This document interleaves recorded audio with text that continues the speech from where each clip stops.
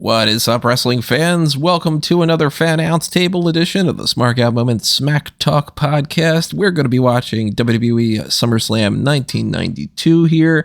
This is a tie-in, not just because SummerSlam just took place a week and a half, 2 weeks ago, whatever it was, but also that we've got All In coming up next week in Wembley Stadium. And this, of course, was the event that took place in Wembley. It's a historic pay-per-view, and it's actually kind of a Miss the Smark edition here because this is a pay-per-view that Callum, of all of us, hasn't seen. Now, of course, I am Tony Mango. Callum Wiggins is on this podcast, as well as Robert DeFelice. What's going on, guys? Hey, I've seen this one a lot, so nothing new for me here, but should be fun. Yeah, the first time for me. This is going to be difficult in the sense that I find it really hard to go back to early 90s, late 80s pay-per-views. I've been warped by the greater work rate that we have nowadays, to the point where I really can't find myself getting into matches of this style, of this epoch of WWE. Oh, you're gonna love Nailz versus Virgil, I promise. Oh, that's on the card. I have not paid attention to the card. I haven't bothered to research any of this ahead of time because it's been, I mean, we're talking well over 20 years since I've seen this. This was 3 months before I was born. This is a good year before I was born.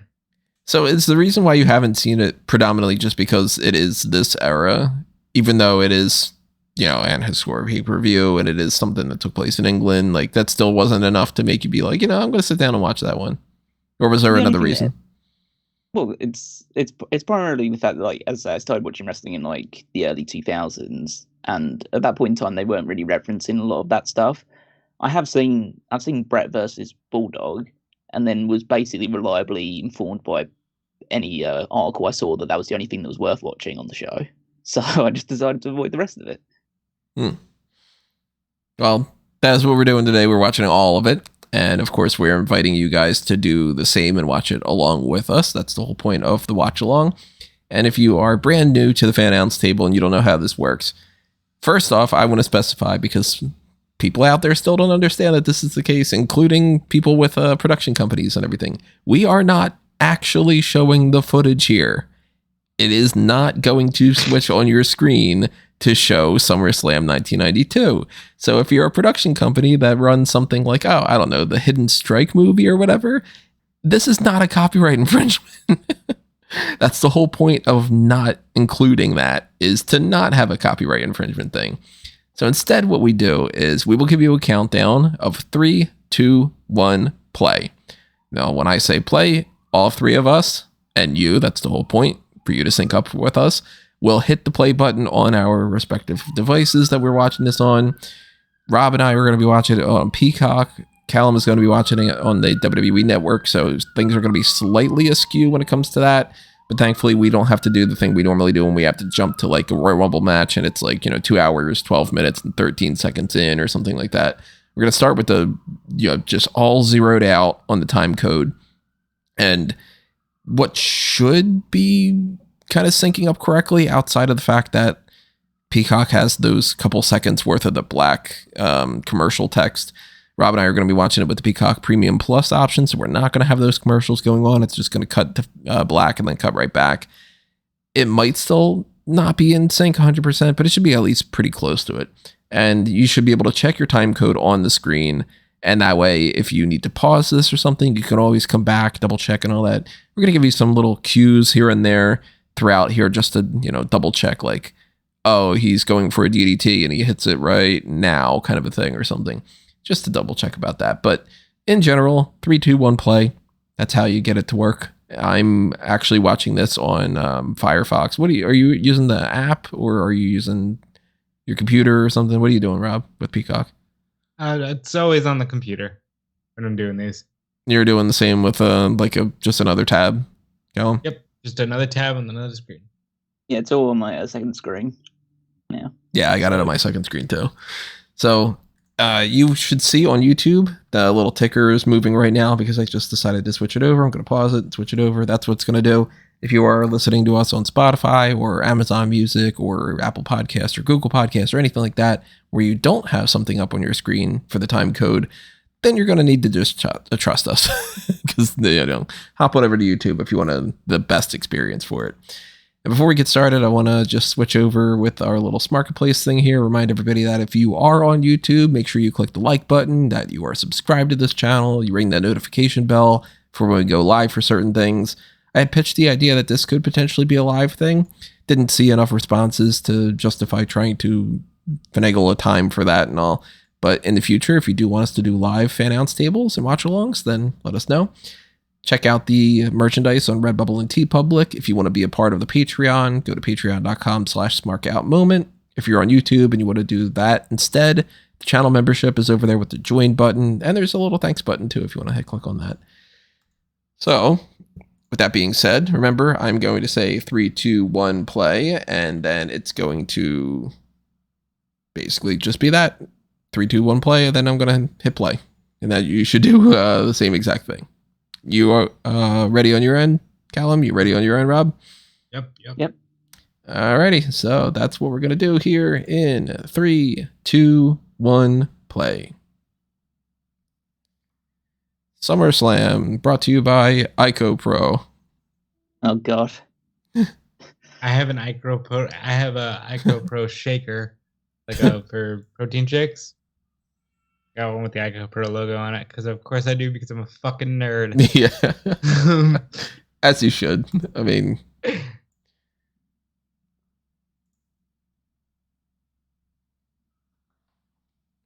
What are these accents? They're my accents. Okay. We're waiting for the British guy to say this.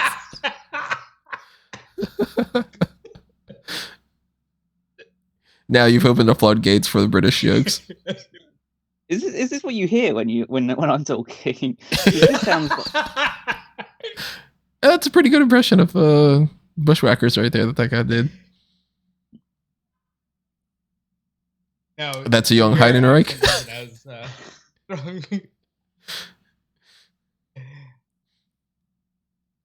I wonder how many Britishisms we're going to see here that are like just either offensive or lame or both.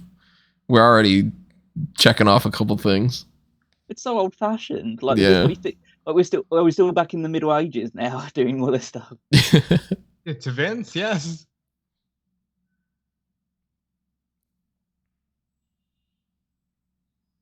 I hope that All In starts like this. I hope they do a tribute to the Black Death instead. Or Great Fire of London just set the whole thing on fire. Yeah, there you go. It's getting hot in here.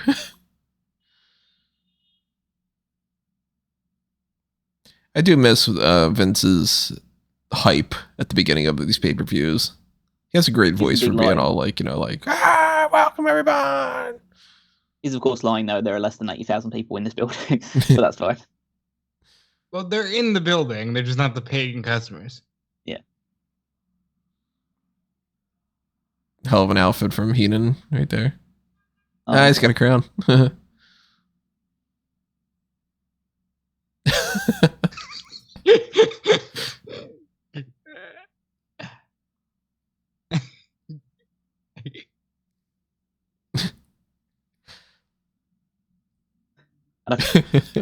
Can roll over at all.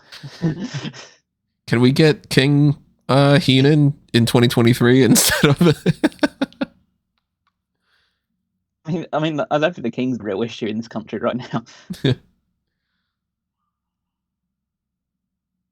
All right, you're Ric Flair.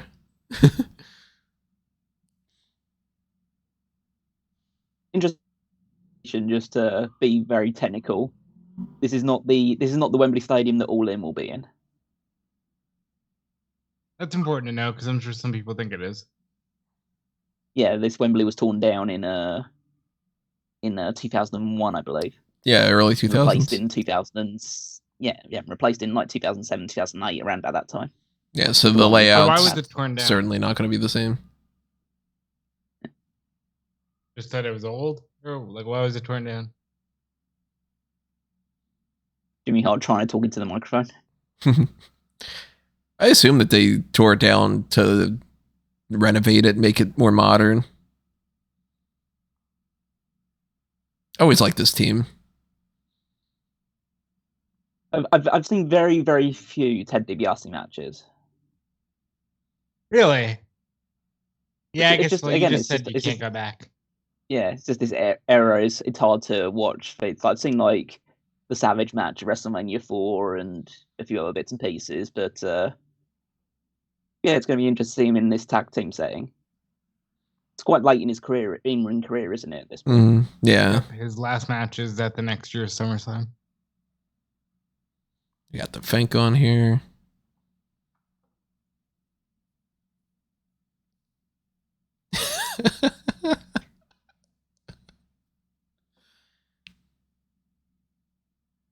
That's Nice.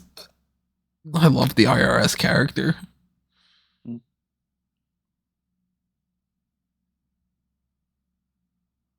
80,000 fans. Oh my god, it's the puppet. For a split second, I thought it was a real kid. Why is there a puppet there? That was their character. That was their gimmick in WWE for a while. They had Rocco the puppet, which they found in a trash dump somewhere.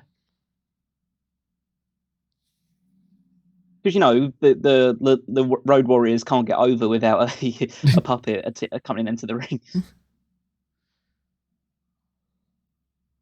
It is funny, like Road Warriors, Legion of Doom, whatever you want to call them. To me, I go straight more towards Road Warriors rather than Legion of Doom. But in the vicinity of like pro wrestling, there's the whole Road Warrior pop, and it's like they're definitively one of the quote unquote greatest tag teams of all time and all this. Uber popular. And then you take them out of pro wrestling, and it's like, who are these dorks with these hockey pads, I mean not hockey pads, with these football pads that have spikes on them, and why do their haircuts intersect? It seems so strange, and there's no defense for it other than it's pro wrestling, like shut up. You know, like it's just that like tough guy, I paint my face kind of look. And in and of itself is interesting too, that it's like, well, they like Mad Max, so let's do something based off of that, and kind of it takes its own form, you know? Because I've only seen 2 Mad Max movies my entire life, and you know, as a kid, like I thought the Road Warriors were fucking awesome. Never had any context to that. It must be like a really cool experience being able to come out first to this. Well, I mean, realistically, it's first to the broadcast. There's already been 2 dark matches that have happened before this, so. What were those dark matches? I don't have any of that information up. I've got them up on Wikipedia now. So it was Jim Duggan and the Bushwhackers defeating the Mountie and the Nasty Boys. And then Papa Shango defeated Tito Santana.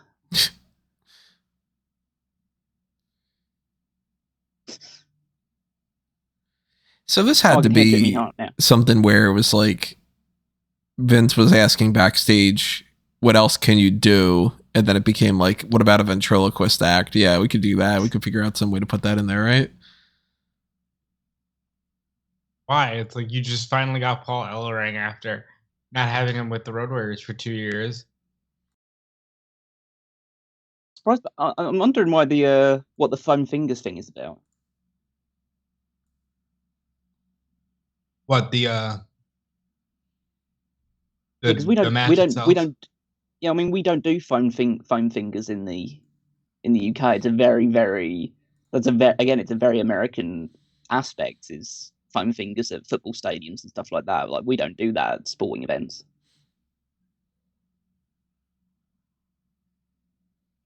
Yeah, I wonder where that started. I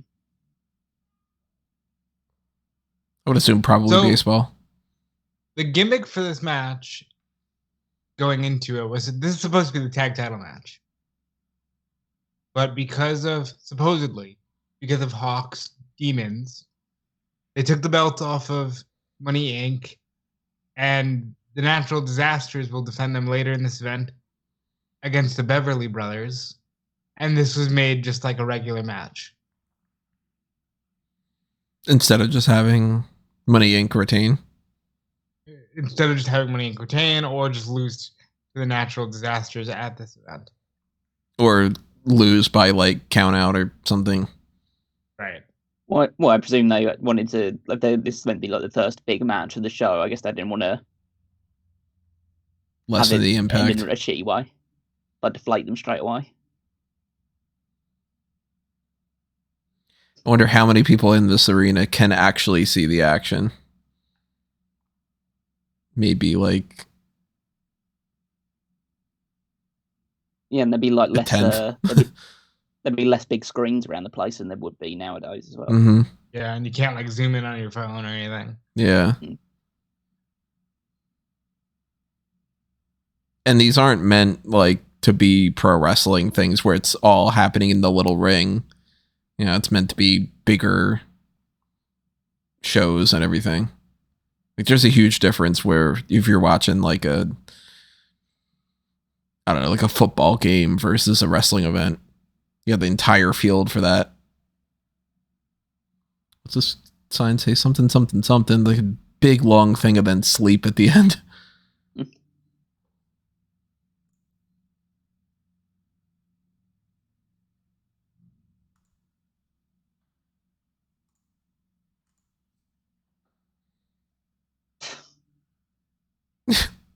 Fucking puppet.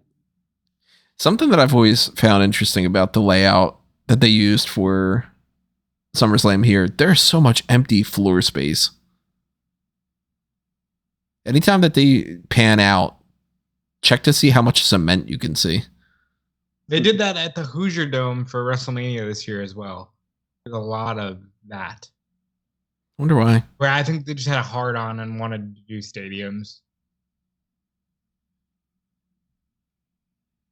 They wouldn't do another stadium show like this, I believe, until Rumble 97.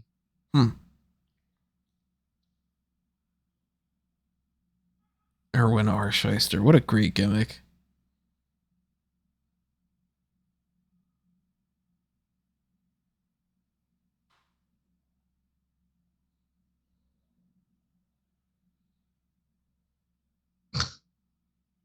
Oh.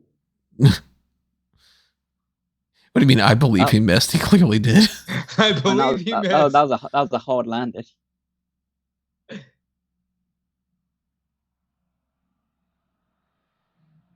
think Vince was great at his job for like this style of commentary. Like, I don't think he could have continued through the Attitude Era. Obviously, him being a character was a huge part of it, but it's so cartoony that it fits this era. What a maneuver. These kids are having more fun walking up and down the steps than they are watching the actual wrestling.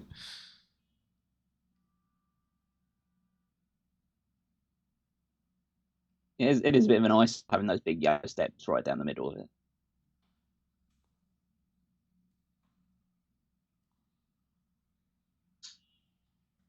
I know Ellering's trying to encourage Hawk, but if you just watch him moving his arms, flailing like that, it just looks ridiculous. They built referees a lot more robustly than they do nowadays. Oh yeah, he did take a strike. Launched IRS right into him, and he didn't flinch.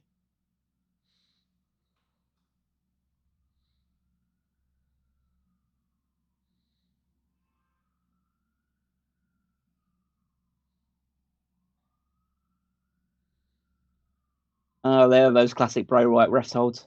It's hereditary. It's funny that you can still hear Jimmy Hart laughing. Well, he's got a megaphone. Yeah. Something. I didn't realize just slightly pushing against someone's foot increases the pressure of a sleeper hold.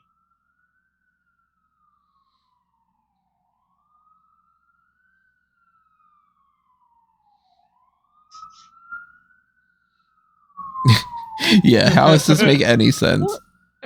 The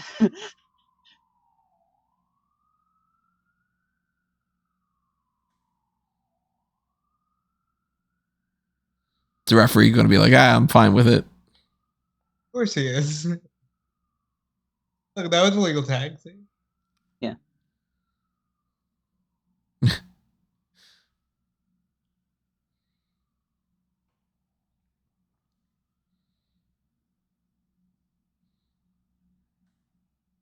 It's not working, Ellering.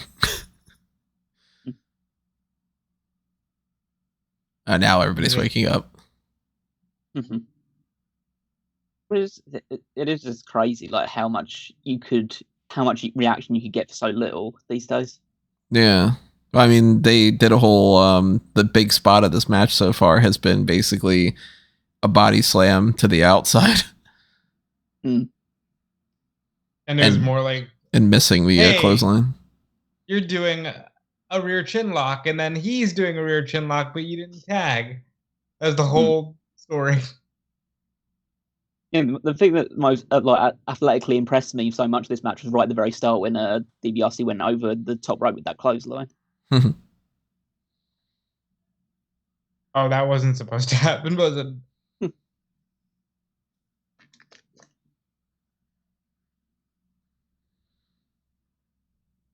Keep in mind, everybody, if you have any funny witticisms or comments or anything, leave your comments. He's laughing. That trademark laugh. Yeah. It's so strange when you look at a match like this and you're like, yeah, one of these guys is effectively WWE champion. Like Hawk is just about to get to the corner and make the tag. It's just like, and also, no, I must get in the ring right now. Yeah, I think this is falling off the rails for a reason. Yeah, that stupid chair set up for the puppet. It's only a matter of time. We got him, Daddy. I'm gonna go bake a potato.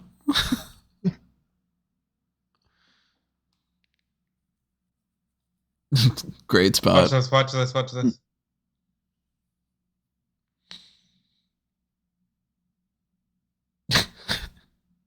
Oh. Wait for it.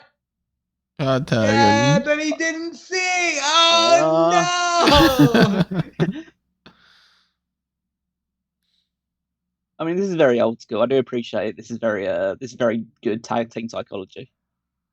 This is what being a worker is. They're not doing jack shit, and they're getting all these reactions. When's the last time that we saw the double clothesline? I like that spot. You don't see it very often these days, no.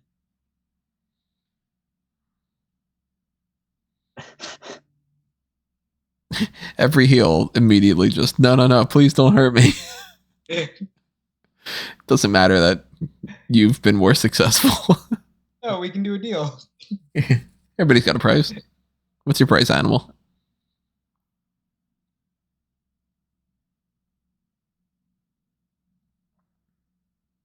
Never made any sense to me that they're the Legion of Doom, Road Warrior Hawk, and Road Warrior Animal. And Road Warrior Animal also has a spider on his head.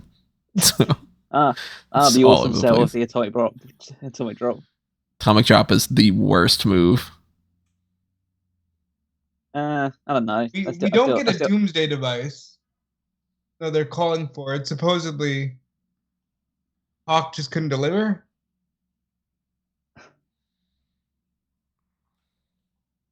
But now he's fucked. What a maneuver by IRS. Can't even call it a dropkick. Almost gets in the way of them. Yeah. Yeah, Hawk legitimately seems out of place. Well, that was... Yeah, why not? Why couldn't they do the doomsday device? He already jumped off the rope. Well, yeah, you saw what he did when he jumped off the rope last time. It's true. Face planting himself. It was just like such an abrupt ending.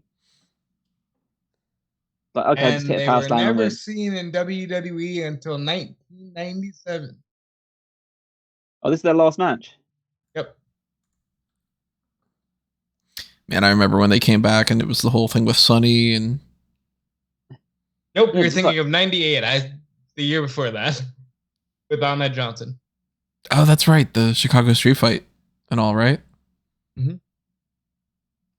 So, Money Inc. win the titles back, don't they? Yes. Yeah, because they're the ones that fight Hogan and Beefcake at WrestleMania 9. So. So if you are watching on Peacock, you had a little cut to black right then. We're currently on a Ric Flair interview. Mean Gene. I'll let everybody know when Ric Flair finally says something. It's right now.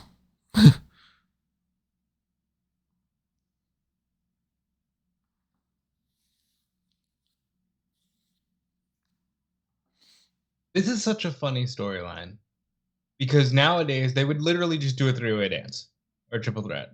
Like, instead of this weird storyline where it's like Ric Flair's upset that it's Savage versus Warrior, so the storyline is they're lying and saying that Mr. Perfect was bought by one of them.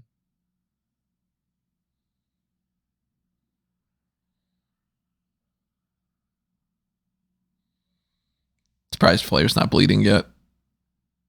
He is sweating though, which is odd. Yeah.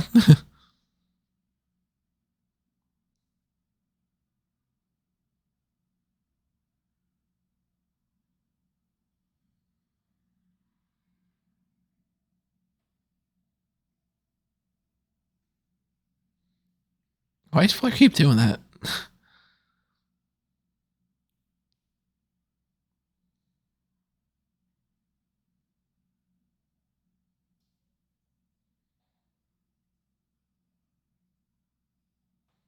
Yeah, it certainly did not go down in history as the most controversial by any means. Oh yeah, if you ask most people, they probably don't even remember this match happened. Why does he keep touching his lip? It's weird. This is the third time he's done it in this interview. He's got dry. Yeah, he's got dry lips. He's dry for something. There's what the fuck? Why do you keep doing this? He's got something going on with these lips. Yeah. He's going to do it again. Churchill, Callum. Yeah. Nice.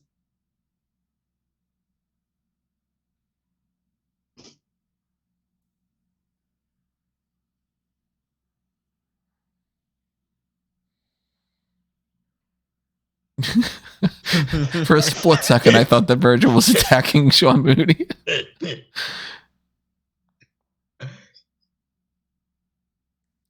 Gonna get some of that fuck money.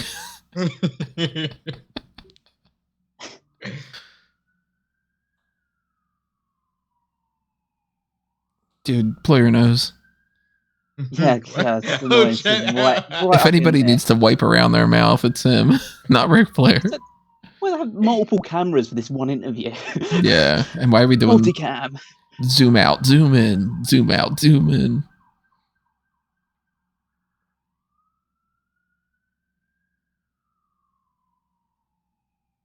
Why are you like attacking Shawn Mooney? He didn't do anything to you. Look at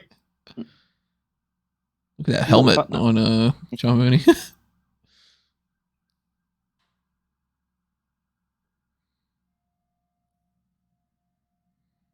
That's so funny.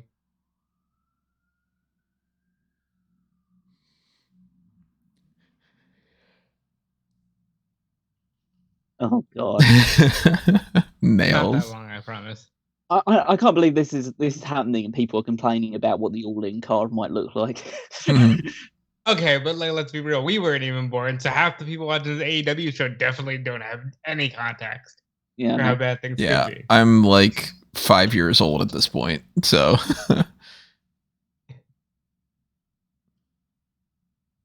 The little kid dancing to Virgil's theme song is my favorite thing. Nailz is nailed. Nailed? Okay. I want to nails.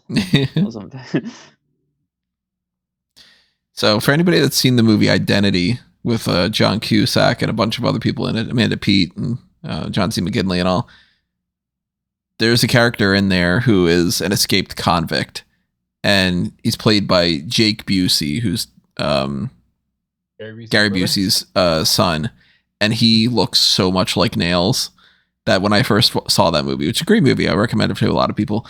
As soon as I saw that, I was like, oh my god, this guy's fucking Nailz. That's all I could think of. So the Nailz thing never made a lot of sense to me as I was starting to learn about the history of WWE, because Why is it so hard to believe that the Big Boss Man would have abused a prior convict when he came in as a heel abusing people for no reason? Right. The character is not a bad character either. It's just that the guy playing him is a fucking lunatic.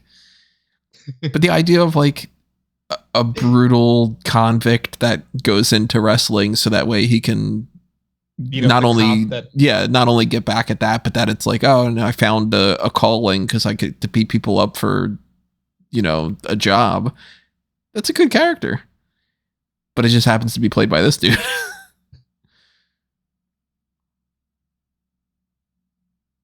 Even something like this, that's pretty good for him to just go straight to choking somebody. And it's like, no, you're not supposed to do that. And it's like, oh, well, that's what I would have done in the prison yard,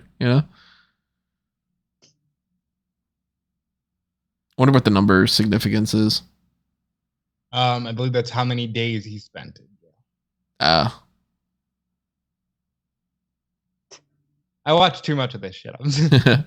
What?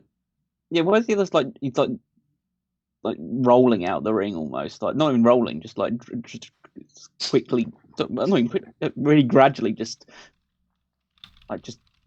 dragging himself out of there. He's a sloth. He's breathing so heavy. He's done fuck all in this match. Look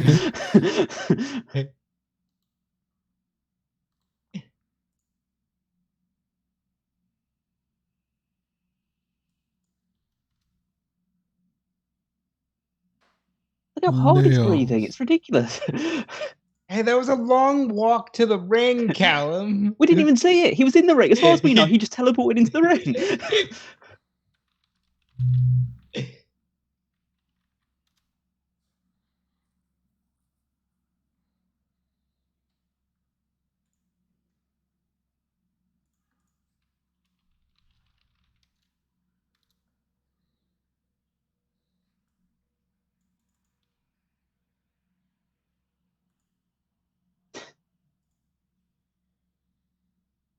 Oh god, this is awful. I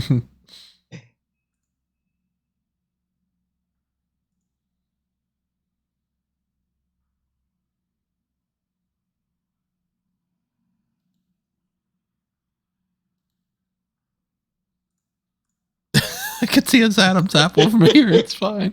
Heaton was so good.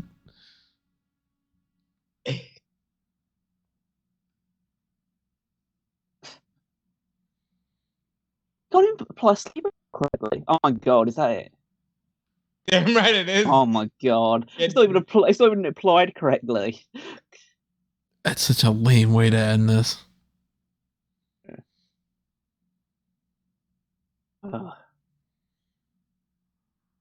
Oh, please stick that up his arse or something. Some way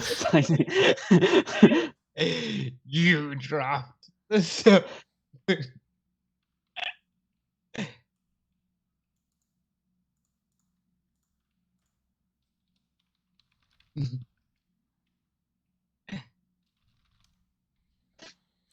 Yeah, those numbers, by the way, can't possibly be however many days because it's 90,000. 902714, I think is what it is. 902714. That's 1,000. Oh yeah, 902,000. Yeah, that's right. Yeah. How many years is that? Let's see. 2,473 years. I wonder what crime he got. That's when you get like multiple lifetime. Multiple life sentences. A lot of parking tickets.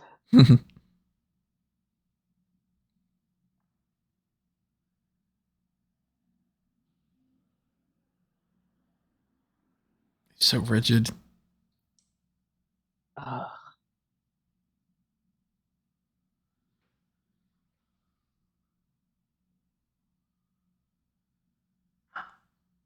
You're not even going to try to pull the thing, though. It's just...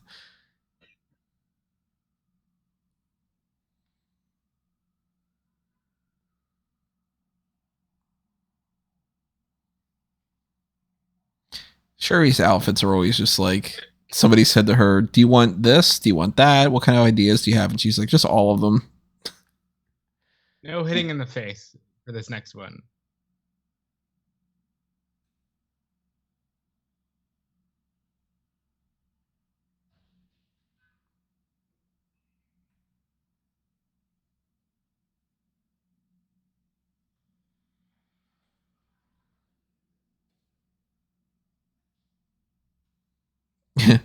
The start of a huge feud, right? Yeah. Well, so here's the fun fact. If they don't do SummerSlam in Wembley, it's supposed to be in DC. And if it's in DC, it's Michaels and Brett in a ladder match.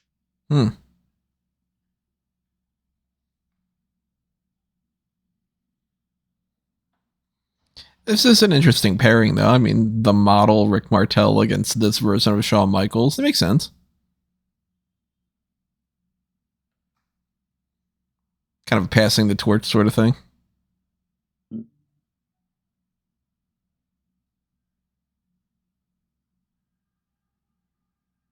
get away with telling a whole pay-per-view story with this. Yeah. And why are we telling the whole story of this? Like, in just like, This is it. It's those two segments. When do they start? When do they start actually putting video packages together for these things, rather than like, you know, just showing everything that's happened on TV in the last? I think like a year and a half later. By '94, they're putting video packages. Still more effort and story than they put into a lot of matches these days between both WWE and AEW.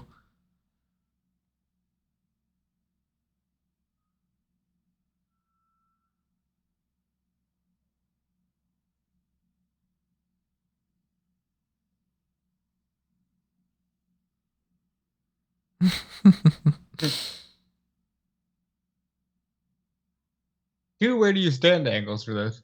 Yeah, that's true.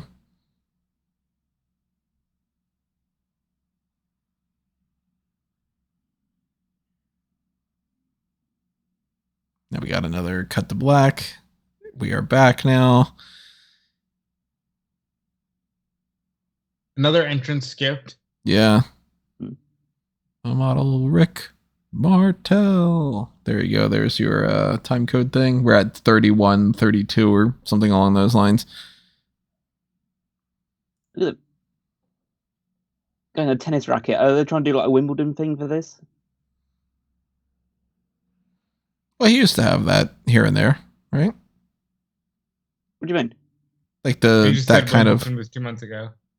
Like it just happened. Yeah, the polo type stuff. Yeah, I guess it makes sense to just sort of merge that with the Wimbledon thing. Andre Agassi.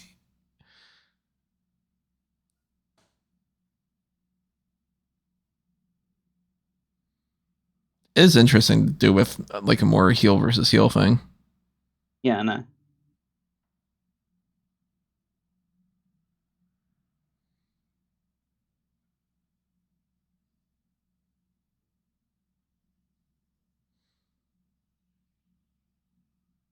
It's so funny when you look back at like, yeah, I mean, this is 92, so they're still firmly in that like 80s type of mentality. And this type of hair that Shawn's got, and it's like, oh, the sexiest man in the world and all. Oh, he'd have it for another 2 more years. Yeah. Yeah, he pretty much kept that up until like 96. Until about Survivor Series 94, I think he finally starts just letting his hair grow out. He looks so much like Elton John at this point. Mm-hmm. Like this face structure, and it's probably the face structure, the earrings, that the was glasses. One of the influences. It's a good influence to have. For certain things, yeah. You want to be showy and all, yeah.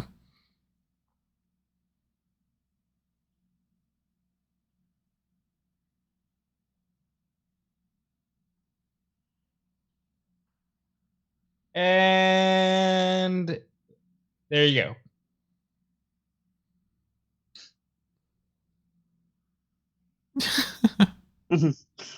There's a part of her outfit that's missing.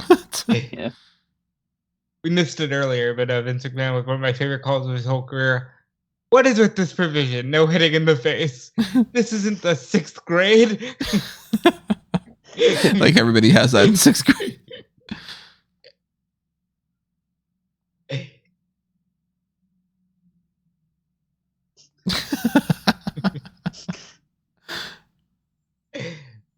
I love Heenan on commentary. It's like the transition. It's like this because like '92 and by like 5-6 years later, if a woman came out and her butt wasn't showing, it would feel like they were prude.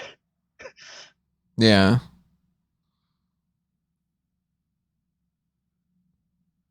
It's really like a jarring transition when you look at early 90s to late 90s. They go through so much of a change.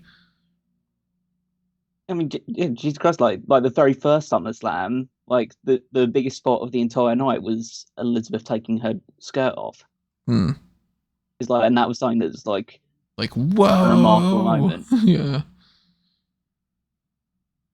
Heenan, nobody talks about it, but Heenan was instrumental in helping Shawn get over on commentary. Just completely buying into the whole thing. I don't think people give Sherri enough credit for. Yeah, true. As over as he did as well. Obviously, Shawn got over big as well because he was just awesome in the ring. Like, especially at this point in time when there's just a lot of just absolute crap wrestlers and he's on a different level. Because I think people think he threw Marty Jannetty through the barbershop window and then like immediately went and had a ladder match. Right. A lot of people skip those months and years. There's 2 years in between that. They've only been doing it for less than a minute, and this is already far more athletic and entertaining than anything else that's happened tonight so far.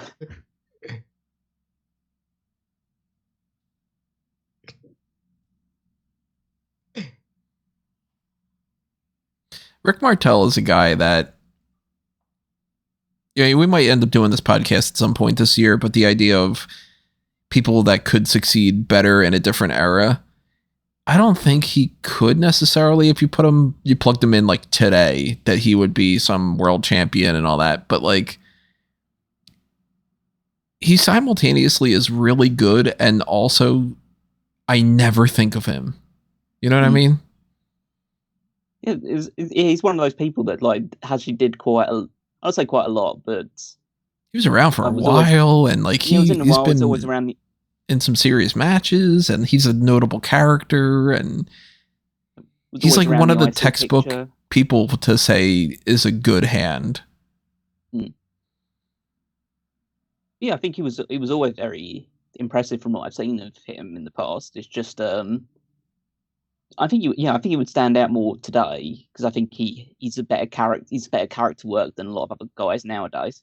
Oh, but look how much we're invested. Yeah, because they're telling a story and I can follow this story and it works. Yeah, and then, but it's also like it's not just the story; it's the work in between is good as well. So, but it's very obvious what they're doing.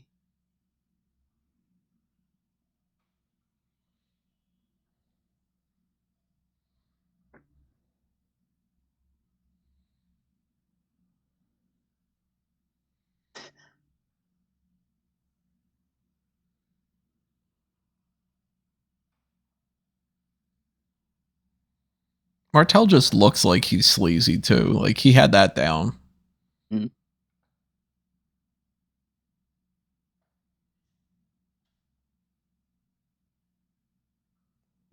From behind.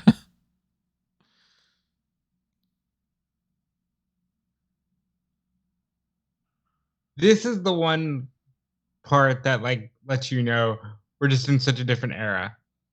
He's just going to hug her. And they're going to act like, oh my God.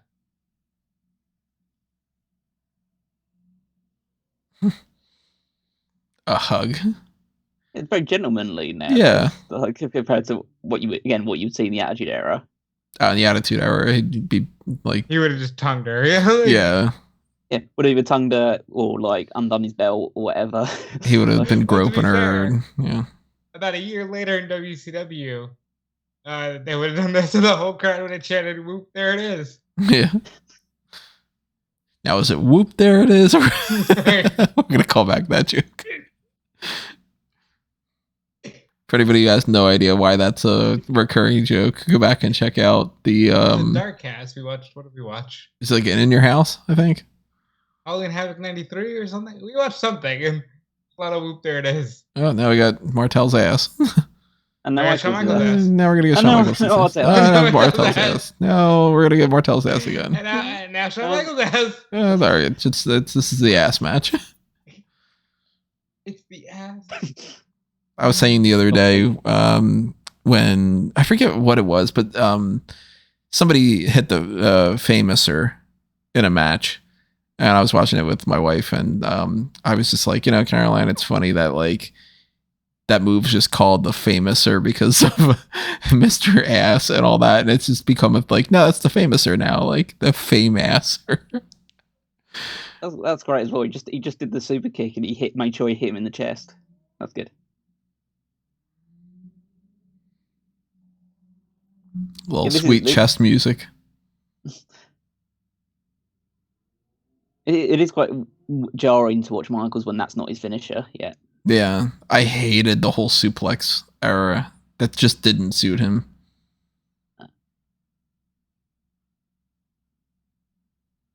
He can kick him in the face, but he can't punch him in the face, right? Yeah. So I guess he can hit the super kick. Yeah.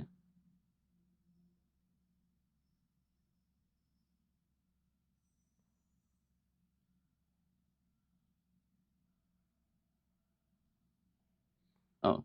It's like, hey man, what are you doing? Trying to win the match or something? Oh.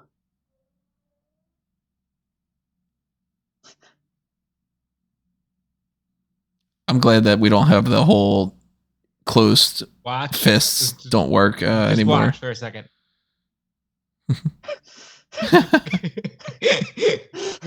Sherri's great. Yeah, that's such a great spot. I would love a storyline like this. It's so stupid. Like, look. Shawn just kicking her off.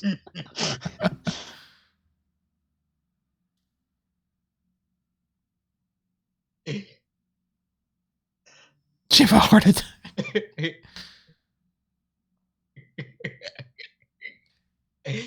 Mouth to mouth restitution. Restitution, yeah. Not resuscitation, restitution. And of course, we actually have to have the wrestlers perform that. We can't have the medical personnel. Yeah. Hey, it's my job to give her restitution. Oh, punch in the face. Oh, you just fell off the face. Well, she's out, so. Yeah.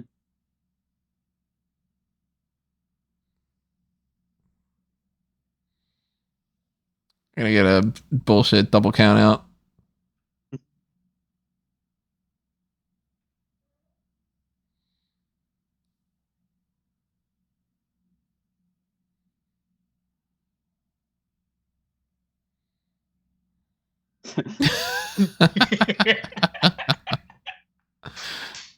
That's so good.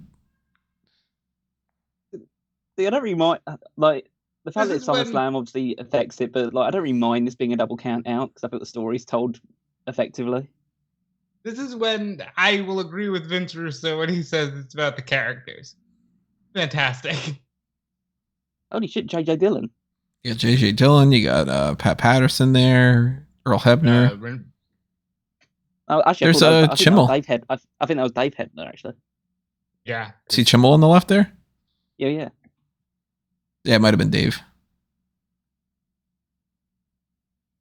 It's a great camera angle, by the way. What's he doing? He's just like laying on Sherri's chest, pretty much. I think you're a little bit ahead. Oh no, now he's picking her up. No, he was referring to the cameraman. What was the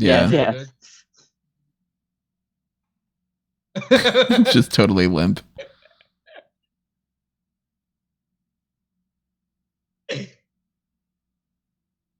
That was a millions of first boys exposure to butt cheeks.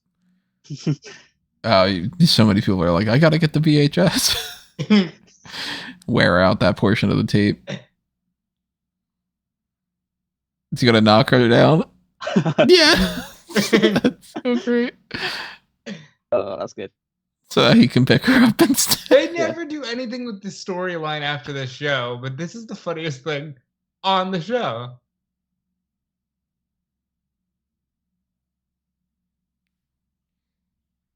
They're clearly showing that Michaels is more of the asshole because he's just been dragging her. Even though Martel just knocked her down.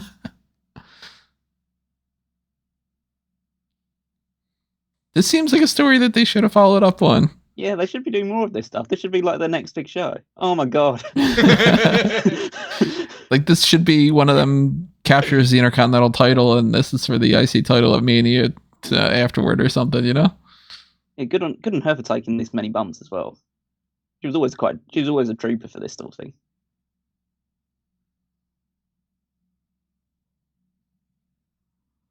They got the camera on the wrong thing, but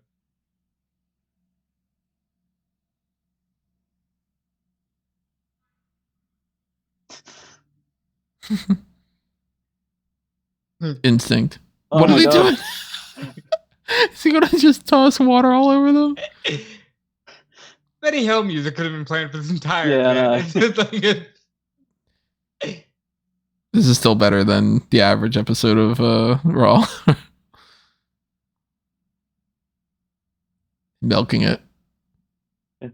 Oh, He dumps it specifically on Sherri. Well, she's yeah, awake to wake her back now. up. He's revived her.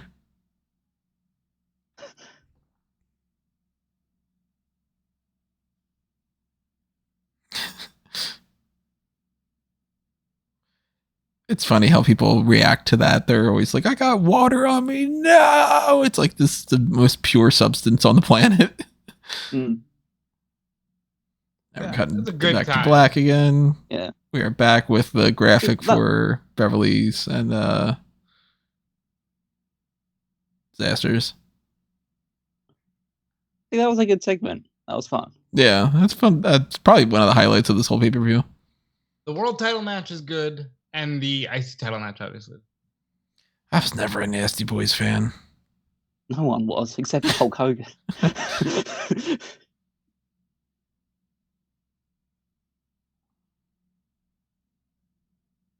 On the Thames.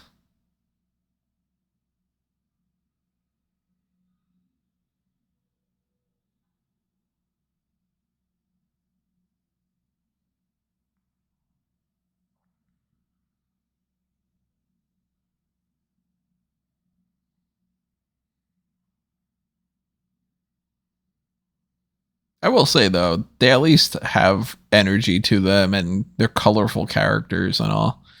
But I've just never been like, all right, once the bell rings, I don't really want to watch them.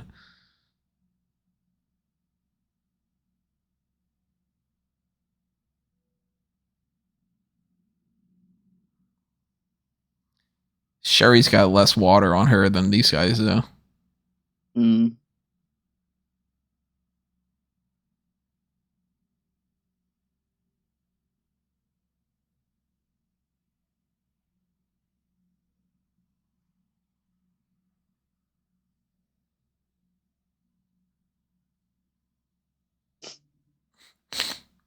Yeah, look But at that's all- the storyline they do actually follow up on. Look at all this empty space. Mm. This angry dude in the bottom left corner with his gray sweater. Oh my god! Not even the guys fighting for the tag titles get their own entrance.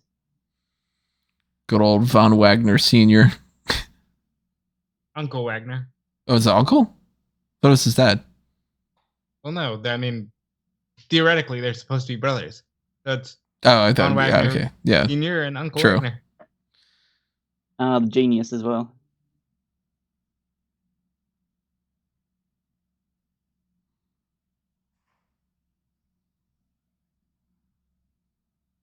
Shave that mustache.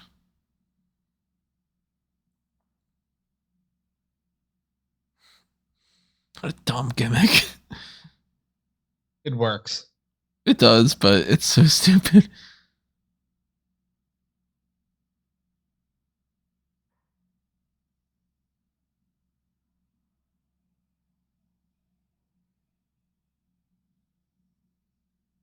There you go.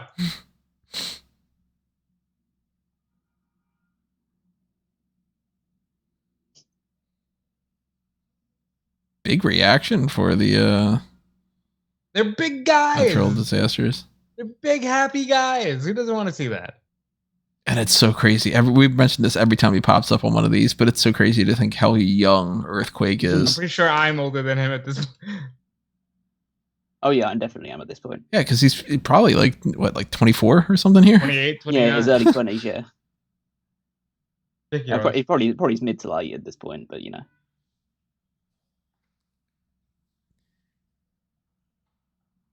Like Earthquake probably came out of the womb looking 12 years old. Yeah, that's Uncle Fred. Yeah. The Shockmaster. You know that Cody's also related to one of the Nasty Boys? Really? By marriage? One of the Nasties married Cody's mom's sister. Huh. Small world in this pro wrestling bubble.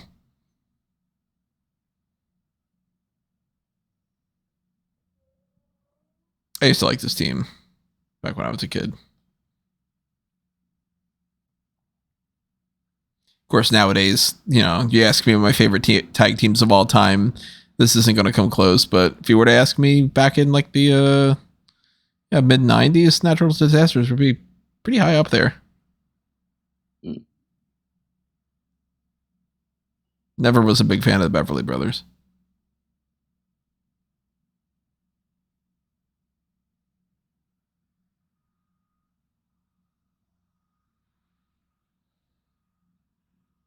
I think this is fine. That's like, okay, it was two big dudes. We're just gonna smash our bodies. It would be fine if it ended in 5 minutes. I don't think it's going to. No, I kind of wish it was just over at that point, but you know.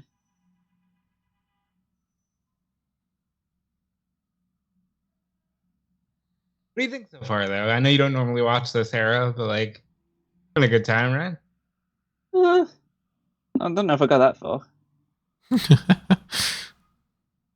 Like that match was fine, but like the only good match we've seen on the show so far ended in a double count out, so I can't exactly say that I'm overwhelmingly. You're gonna see more of those. I do apologize. There's at least one more that I'm aware of. Ooh.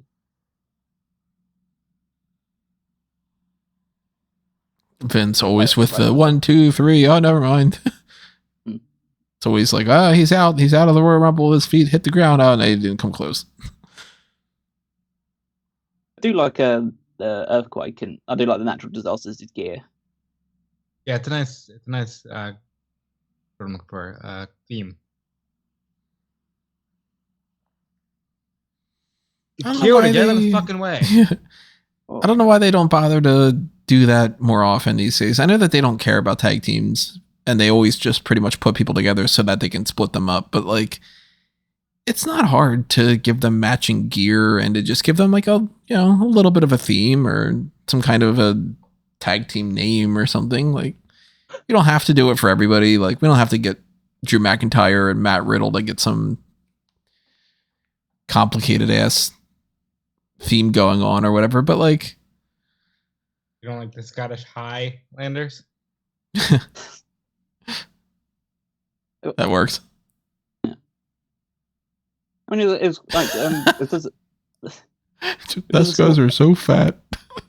It was a small thing recently, but there was like I think it was AEW Rampage. They had a match between Aussie Open. Oh, actually, it was on Dynamite. It was Aussie Open versus Vikingo and Commander. They both came out in like matching blue attire.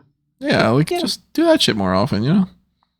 Yeah, just even if you just throw these two together, make it seem like they want a team together. Oh my god. World's greatest tag team. Yeah, isn't that cool? That's like blow your mind innovative in this era. Yeah, I know, that's crazy. Is it Buffoon or Typhoon? That's great.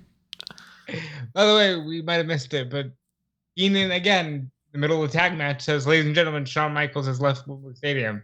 Like, That's huge, letting you know like you're supposed to care about this guy.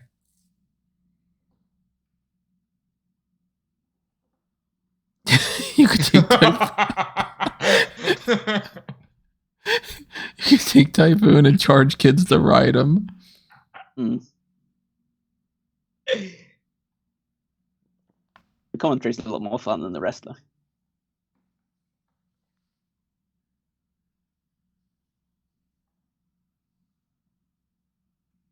So what is it with you guys in the air horns? They've got to entertain themselves somehow.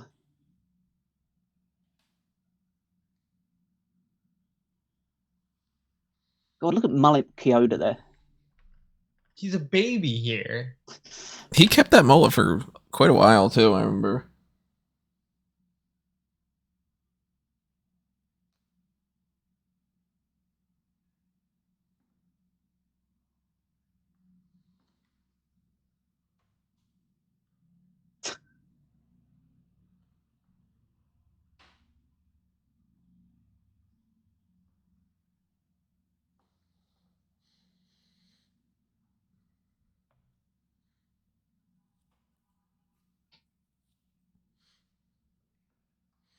Fast counts. Yeah, because we hadn't needed the Earl Hebner slow count special.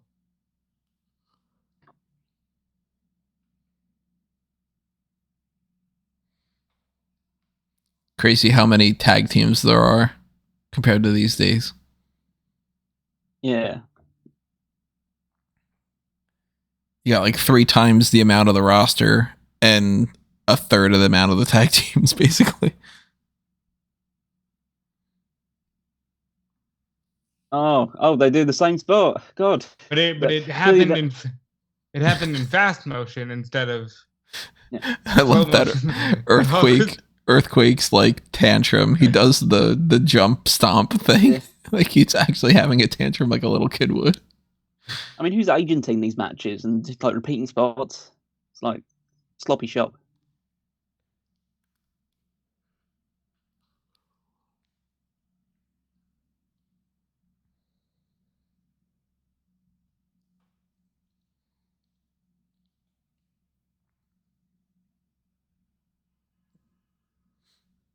It's pretty. I don't see that very often. Using the ropes and choking them like that? Yeah, and that's all. Yeah. That's not bad. It's fairly innovative thing for something that's so simple.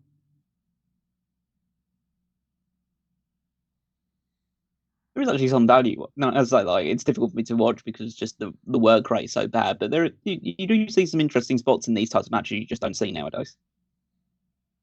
And just generally speaking, if you obviously look at it within the bubble of none of the things that we've seen from even like Rey Mysterio in WCW onward were a thing.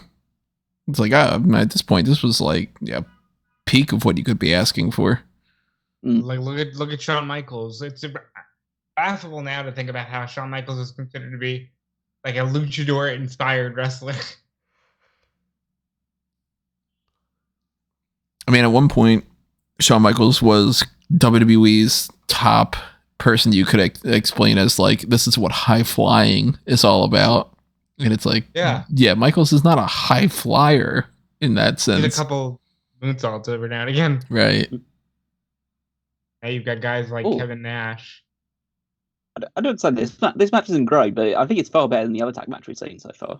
Oh yeah, they're moving in real time.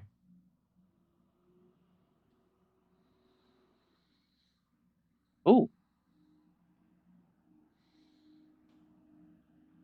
What did he just hand him? Well, I think like the scroll that he uses. To read his poetry.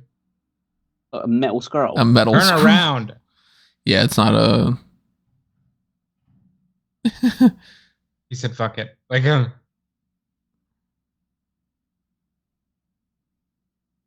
1, 2, 3, 4. Ref. Referee's just like, I'm not even going to attempt to do a pinfall here.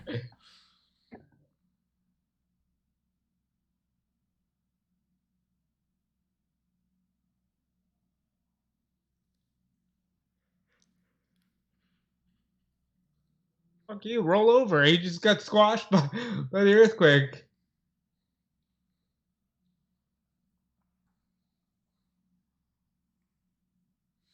And exactly the same DiBiase thing of like you got the hot tag, please don't hurt me.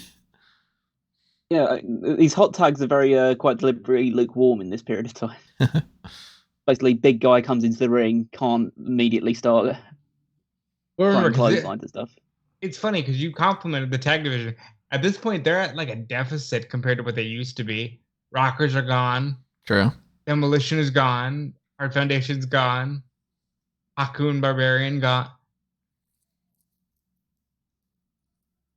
Yeah, I mean to be fair, if your number one contenders are the Beverly brothers, it doesn't feel like your tag team division is really doing as good as it could be. True.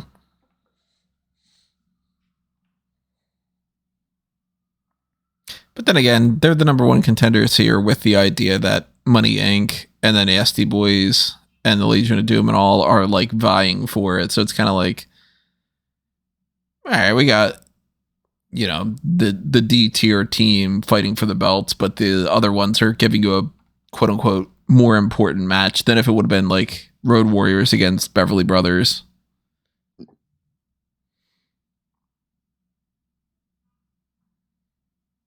I just saw 63 people fly out of their seats.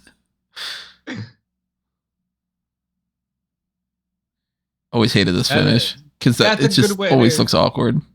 That's a good way to knock out the other guy too. People going crazy. I think that was a very definitive finish. I actually quite like that match was pretty decent. Now we're gonna knock down the Genius with one punch or something, probably, right? Oh, I know he's gonna get flipped into the ring. You gonna squash him in between there? Oh, wait, what are we doing? We're just chucking him. Okay. We're gonna put him into the ring so we can chuck him out of the ring. Damn right.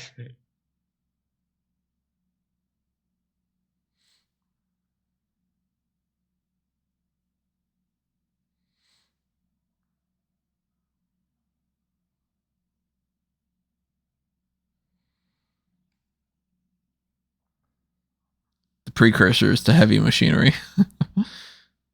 Way more successful. Yeah, that's true.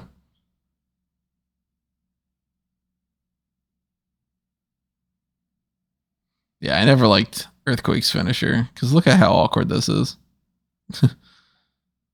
Would you want to get sat on by a fat man? Not in any context. Cutting it black again. We're back right now with the Bushwhackers. For no reason. Go take a piss. They were here on the show earlier, so. It blew my mind when I first realized that they weren't twins. And then it was like, oh, they're not even brothers. Oh, they're not even related at all. It's like, what?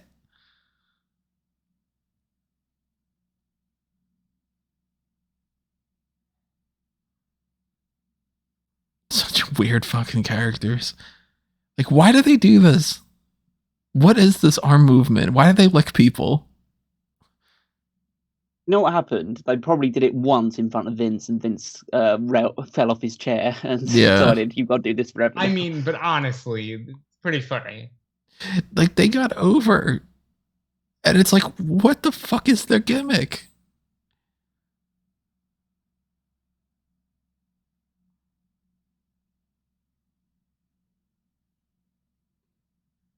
Wonder what they did to those hats. Like, did they just take a pair of scissors to it, or did they find some other way to mess them all up?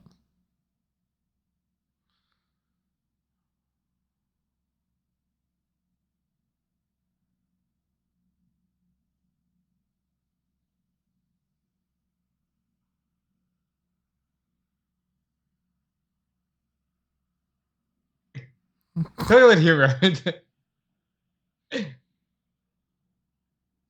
Toilet humor. And look at that. There's a shot of the toilets right here. Yeah.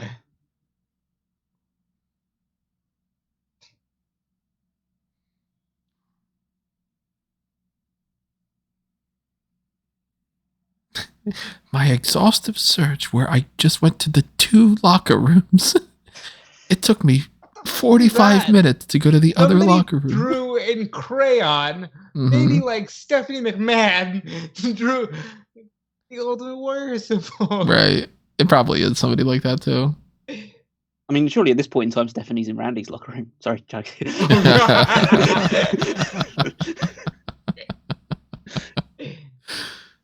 There goes the monetization. No, I'm just kidding.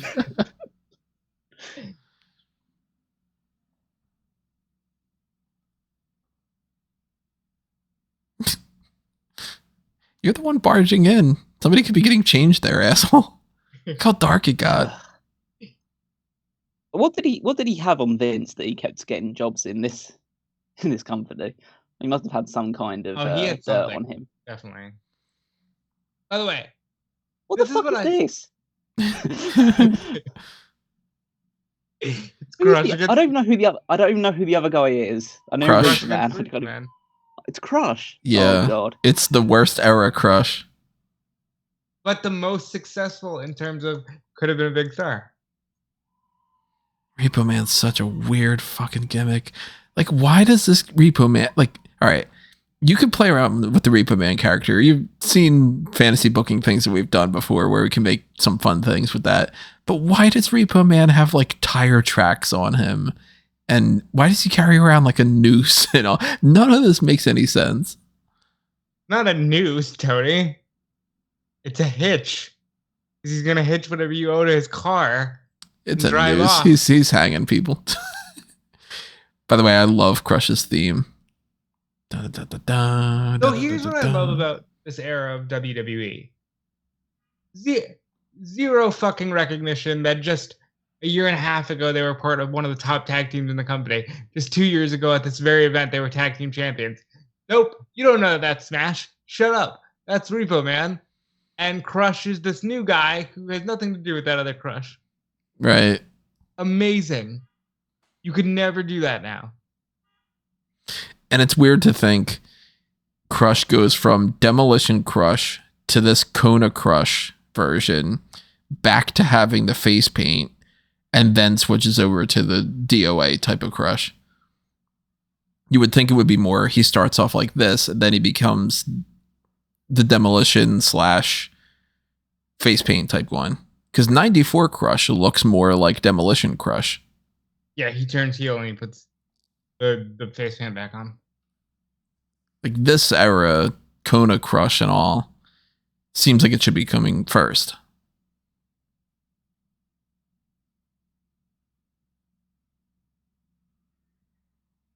I wonder if he would be one of those good options for more successful in another era. Like, you put him through the WWE Performance Center, maybe that works. I don't know. Yeah, Von Wagner's been very successful. So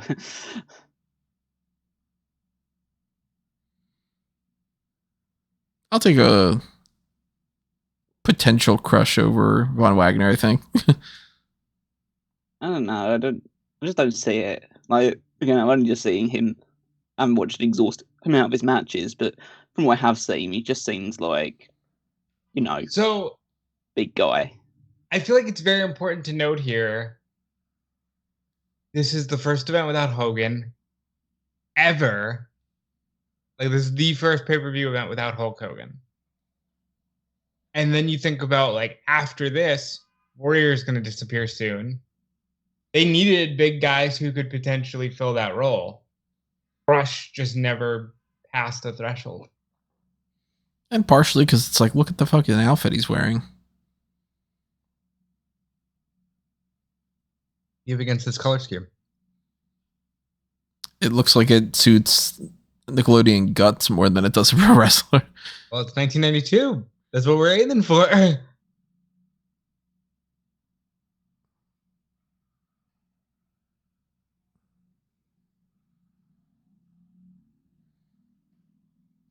We don't really hear those horns at events anymore. Thank God. Yeah. I think they're banned from a lot of sports events now. Because I didn't understand why they kept doing the same pattern. That dun, dun, dun, dun, dun, dun, dun, dun, dun. It's that, or it's the dun dun dun dun dun dun, dun. Did you ever air horn like Seven Nation Army? I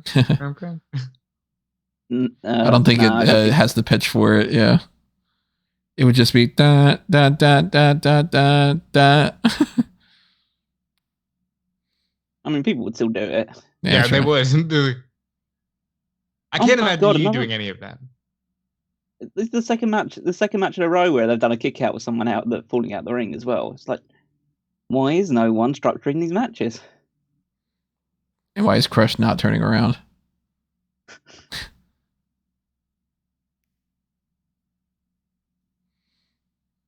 It's a 1. He forgot he was supposed to do.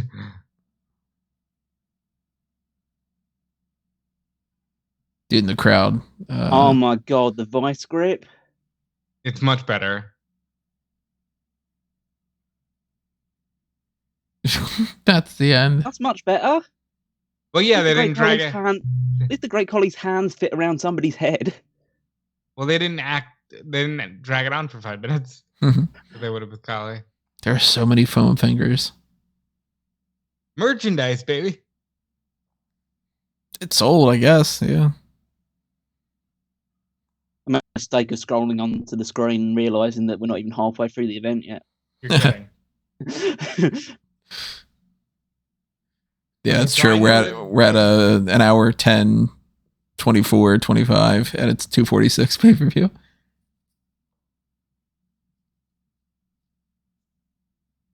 Which, look at how much they've been able to cram in there, though, as far as like how many matches. And you compare that to a pay-per-view nowadays, an hour and 10 minutes in, we'd have, 3 matches at most, because they got to cram in a whole bunch of commercials and do a bunch of bullshit.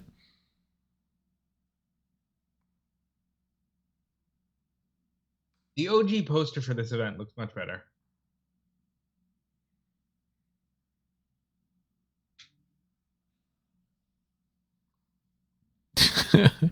I love Macho Man. It's something as simple as that. I'm the champion and you're not. So believe it or not, there's only 3 more matches left on this show, including the one we're allowed to watch.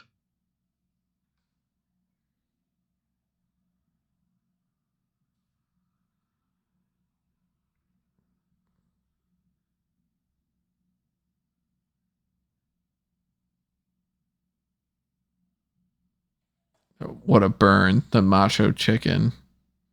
So this is weird too, because obviously Macho and Liz must have been going through shit. But they completely dropped Liz. Like, the whole story going into WrestleMania 8 is that Flair was bragging that he was with Liz before Savage. And then going into SummerSlam, it's like, and it's Warrior versus Savage, baby.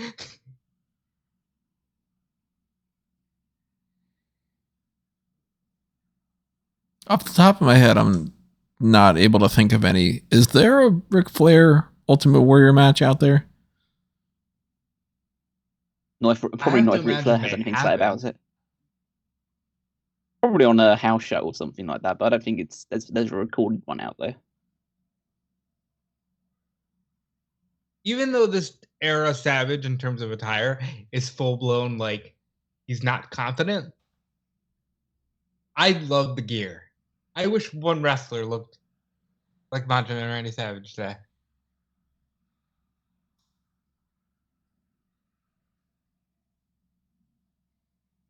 Why is he wearing a bodysuit? Why is he wearing Giant Gonzalez's bodysuit? Yeah, what the hell? Why is he naked? What's the benefit of looking like you're naked? Do you believe morons thought that was Kerry Von Erich? Look, they're fucking morons. Oh, the real Ultimate Warrior died. Because he got a haircut?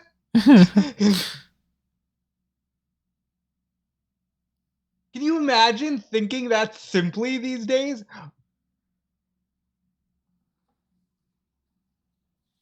Hey, Kane looks different. You know why? Because the real Kane died. No, yeah, I mean, that's what happened, right?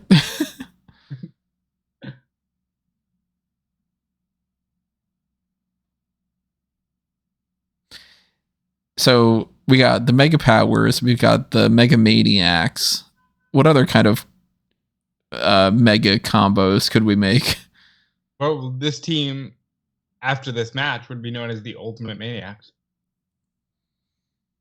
I'm not surprised that there's only 3 matches left, because now we're watching a whole episode of Superstars going on, pretty much.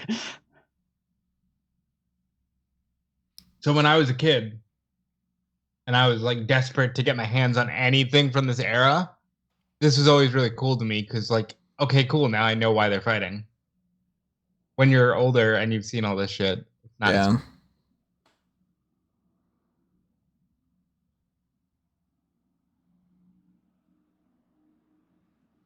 And this is from a special called the SummerSlam Spectacular, which they would do like, it's kind of like Saturday Night's Main Event, but basically just a show to get to the show. Yeah, set up some angles and stuff. Which remember, now this would be dragged out over the course of 4.5 months of episodes of Raw. Because every show needs an angle now. Back in the day, this is like the one angle they did for the entire story.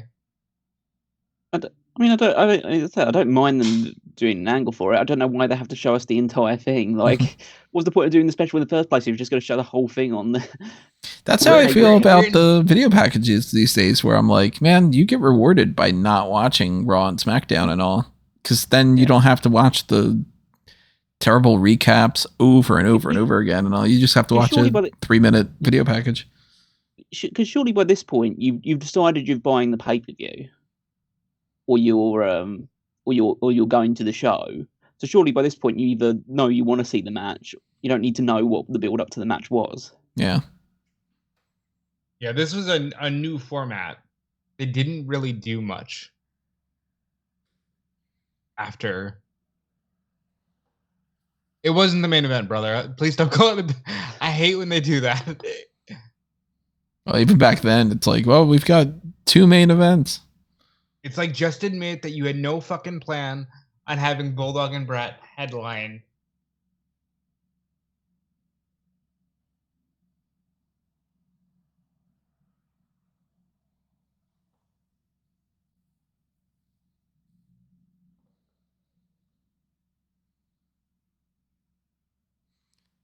Kid right in camera angle with the Hulk Hogan foam.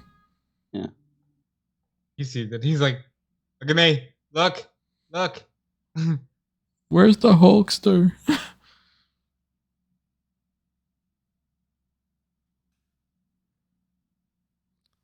It's 58 now.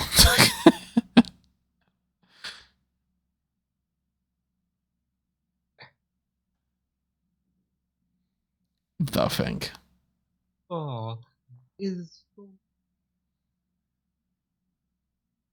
I wish it was still the World Wrestling Federation. There will never be a better ring announcer. No. Justin Roberts is very good, and Samantha Irvin is a lot of fun. Yeah, she's having a lot of fun with that, but there's nobody like the Fink. No, not in a million years. No, see, now he's wearing an interior flesh bodysuit. It's not enough that he just wants you to see what he's bringing to the table. Like, he wants to show off that he's got a lot of guts. Honestly, though, cool gear with the airbrush and all that.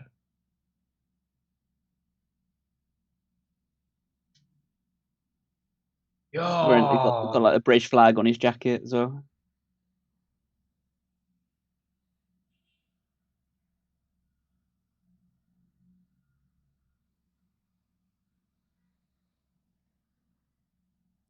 Who's the modern day Ultimate Warrior?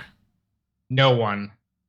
And there's no one on any of these rosters that has like this kind of energy. I used to like compare Sheamus to the Warrior just in terms of like status on the card, but like nowadays.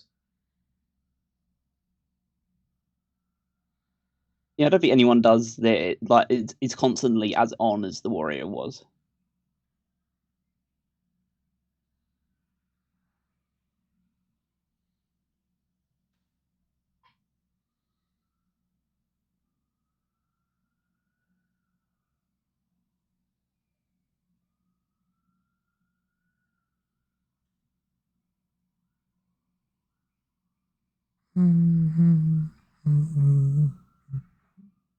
Such a good song. Yeah.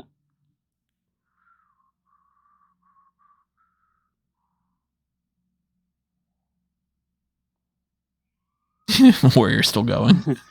Yeah, just lift your hand up in the corner.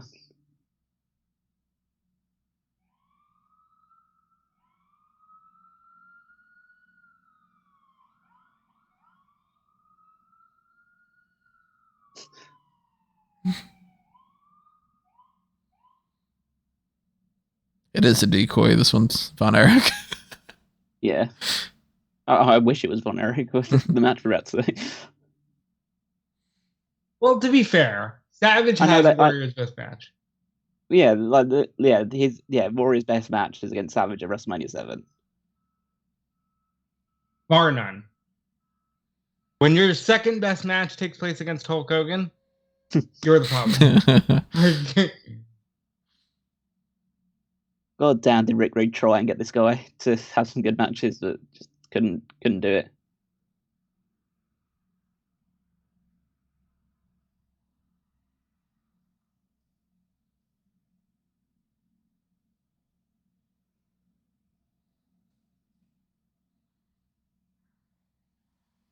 Yeah, I've been trying to rack my brain to think if anybody is like comparable to Warrior. Like, do you mean in energy or just in overness? Like, what do you? Overall, I can't. In general, I was trying to think of just like, you know how everybody goes like, oh, this person's. Yeah, for a little bit, it was like, hey, Dolph Ziggler is the new Mr. Perfect because he's kind of doing that sort of gimmick and all. And then certain people are like a throwback to other teams, or, you know, I was trying to think in general, but even when I'm trying to split apart like character or work rate or whatever, I'm still not able to think too much about obvious options. Because there are people like, say, if you're going like stature wise and some of the in-ring stuff, like a Wardlow, but it's like his character is not anything like this. What's the name of that dude that fought Cody in AEW early on? It was like Warhorse, I think. Oh yeah. Like he's got like a little mini Ultimate Warrior thing going on. Because he's deliberately trying to do Warrior. Yeah, he's kind of like cosplaying, sort of.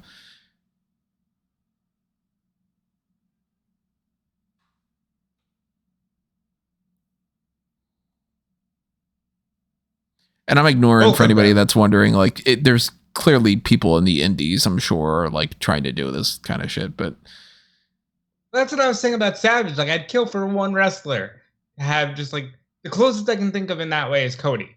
Cody has a complete like aesthetic. When you see Cody, it matches. I'm thinking the closest to a modern day Savage is Seth Rollins. Uh-huh. Do not say that at all. But I think he's just talking in terms of wackiness. Yeah, like the silly outfits and the kind of like over the top promos and all. If you ask me between the two of them, who I'm gonna pick on a mock draft, I'm gonna pick Macho Man. Yeah.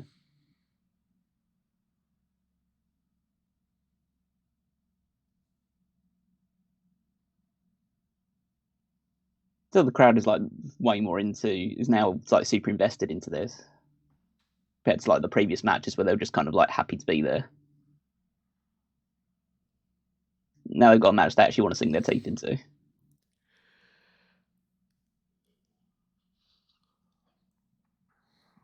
Fucking Savage dressed up like he's gonna go to some sort of Easter thing afterward. Well, they're both in fucking neon. Yeah.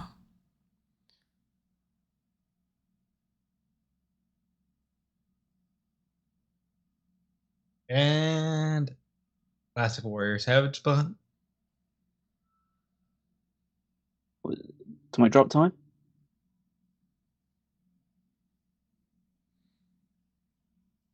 Such a dumb move. Would you like a knee up your ass? Again, under no context would I want that. I thought you were just saying again. Yeah, again. Well, you know. And then a knee, another knee out the ass. Yeah. Reverse pile driver, Vince. Is that what you called that? What a maneuver.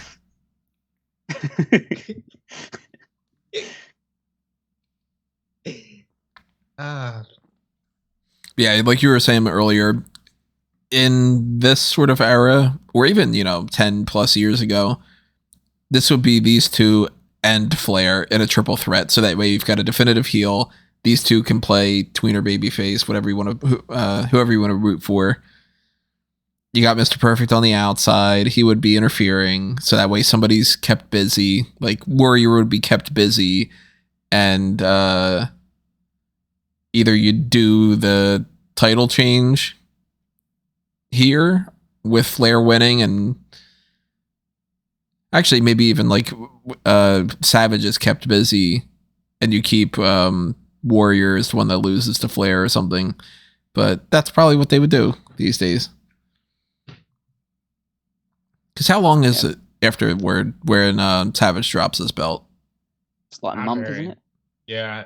Flair September. Flair September, becomes right? the first person to win the title, like officially, not counting the Andre thing, on TV. It's just a match that's shown on an episode of Primetime Wrestling. And then Hart wins it on a house show, doesn't he? I think so.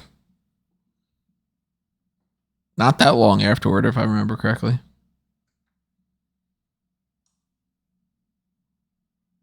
Because he's definitely champion in 92. Hart is champion by so like October? Late September, October time, right?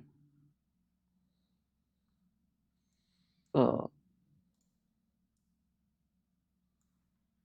They didn't. Obviously, at this point in time, they didn't have any concept of what a triple threat match is. I think the first triple threat match was like in '97, right? The first triple threat match somewhere in that Attitude Era range. I think it's 95-ish because I know that like Razor's in the first one they ever do, but the first one they show is in like 97. Yeah, Brett wins it October 12th. Flair wins it September 1st. Okay, so they both get like so this is about like a few weeks away from Flair. So like the first TV taping after this show. Yeah, Flair wins it right after that, and then 41 days later, Brett wins it. Holds that up until Mania. Then you got your 5-6 minutes worth of Yoko as champion, and then the crowd's quite it's quite obvious that they see Savage as the heel in this match. Well, yeah, because nobody's ever booed. If you were to put these two in the ring, and they're both babyfaces, it's obvious Savage is going to work pseudo heel because Warrior's never worked heel. I'm glad you said that you've never seen anyone boo the Ultimate Warrior, because I boo the Ultimate Warrior pretty much every time he comes out to wrestle.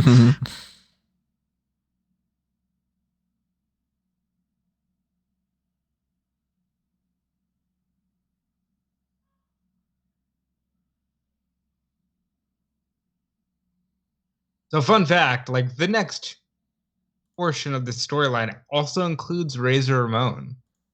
Like Razor is one of the few guys who is just immediately pushed to the main event and then never gets back there. So silly. Yeah. By the way, we haven't called too much attention to it, but the forced London references by Vince on commentary is really annoying. He just like got an encyclopedia ahead of time, wrote a bunch of shit down. He's like, he's climbing the tower. He's climbing the Tower of London. Is he? Yeah. Like, Surprised there's no Big Ben. That was a good catch. Savage is not a small guy.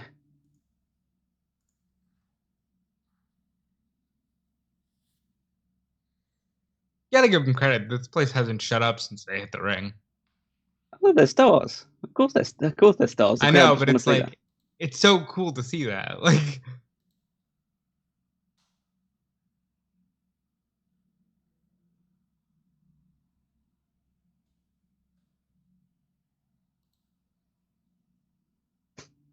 Nice punch there.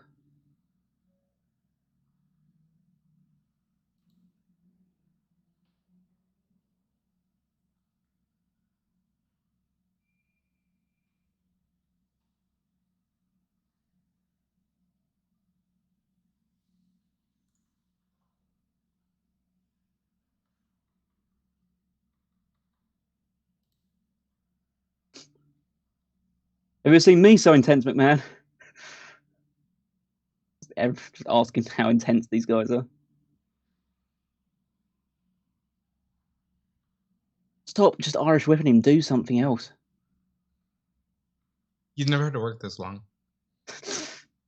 I'm surprised he isn't just collapsed to exhaustion at this point. And again. Ah. Oh, they didn't. Wasn't much of a rest hold. Okay. Couldn't even keep hold of him that long for the bear hug. They were way more into the match they had at Mania, you can tell.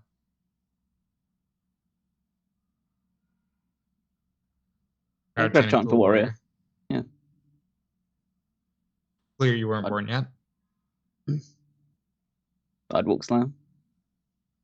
I'm pretty sure I wouldn't have been here even if I was alive at that point.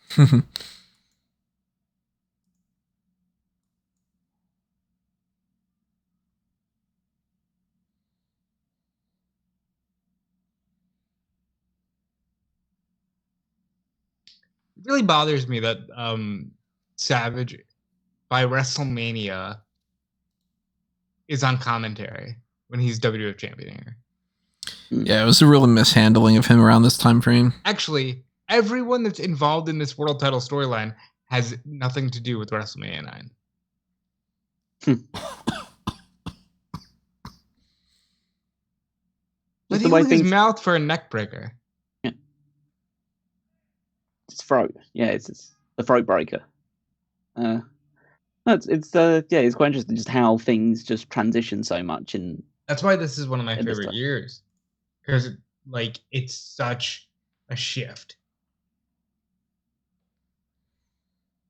You don't see that as much nowadays, but that's kind of the reason why I like the fact that you have an AEW and WWE now. Realistically, things should be changing a lot more rapidly than they used to. It definitely started to as soon as AEW was created. I think the best example I can give would probably be NXT a couple years ago, where it went from the dying days of Black and Gold to the 2.0 era, and it's just this isn't even the same show. Right.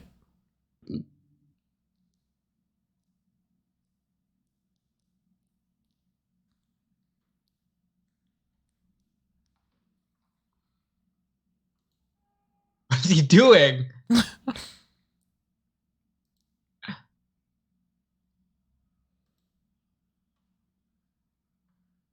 I think I was confused as a kid and believed long match equals good. Yeah, well, I think a lot of people continue to do that. I remember this match being better than I'm currently seeing. Yeah. Do you think either? I mean, obviously, I know one of them would have a better shot of it than the other. But do you think either of them could actually really keep up with modern day wrestlers? Savage. I think that even the detractor mindset of Savage not being able to, I think if he had access to modern day conditioning and everything, that he would just upgrade. He would just be better off, Sure. Wearing a meat suit? Oh, that was Lady Gaga's inspiration. Before she watched SummerSlam 92.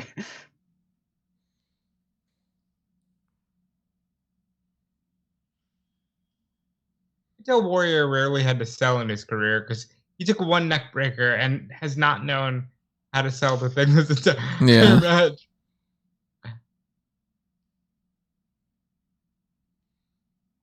It's a good bump to the floor.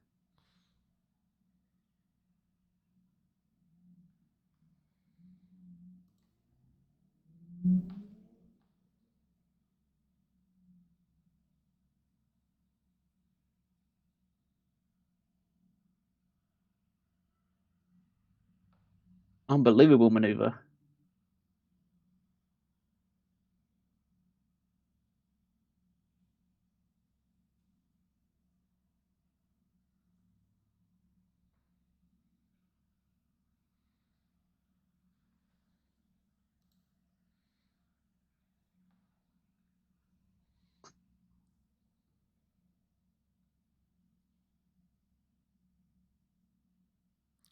It's interesting that the steps really haven't changed at all.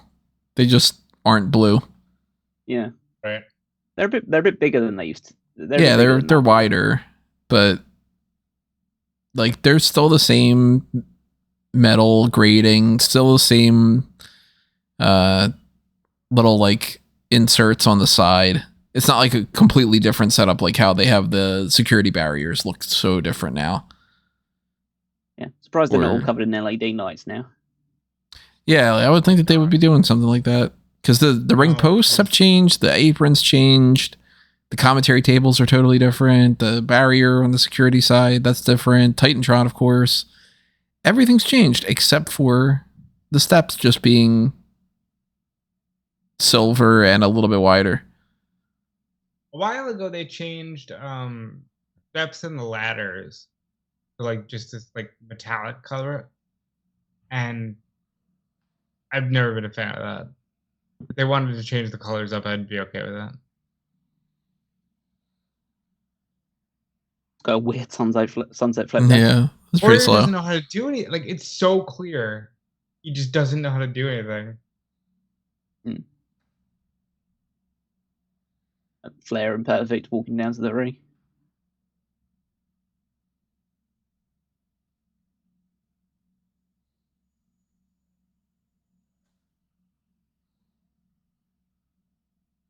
Flair's about to cash in. Back in the day, like that's one of those things where it would have been a situation like that.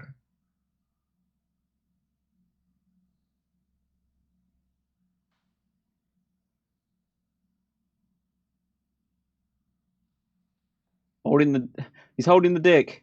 He's That's a dick, my dick. That's the ultimate dick right there. Oh God, he really did not take that well.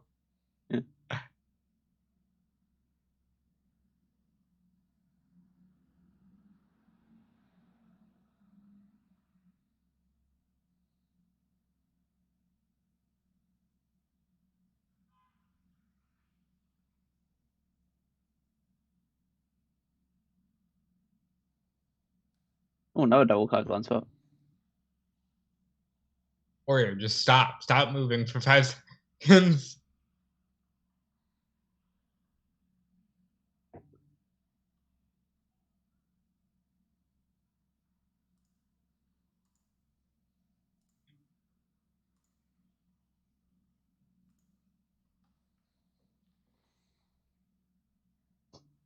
Lots of the people on the outside being a major focal point. Yeah, they're more important than the actual match that's happening.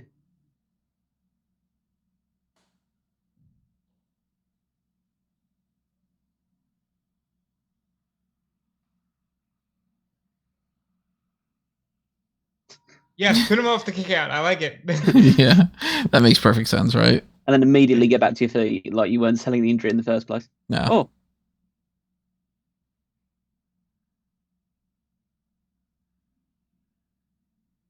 So if you haven't figured it out yet, it's been 31 years, and I apologize for the spoilers. But neither of them sold out. It's just literally he's working for Flair as he always has been. Yeah, like the most obvious thing. And people in that time frame, I don't know, maybe Warrior did sell out. You know?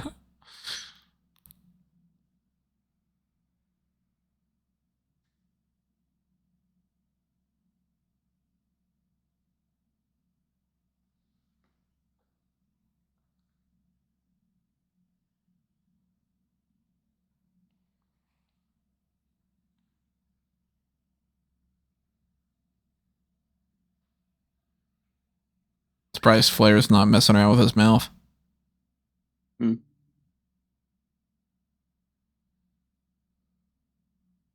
So lame.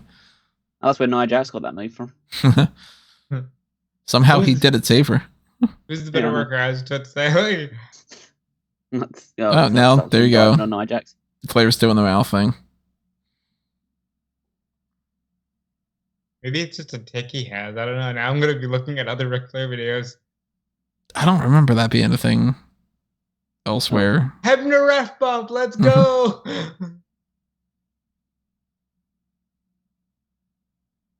Remember when I said we only had 3 matches left?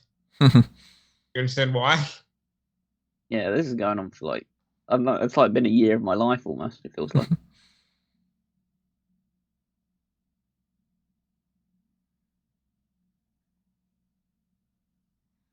Warrior's going to the top rope. As he always does, right? No. This is a trademark Ultimate Warrior. He's a high flyer. I wrote the book on top rope maneuvers.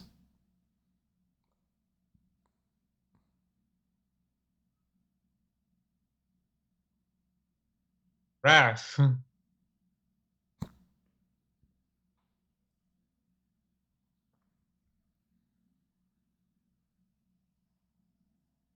This really is the most controversial match I've ever seen.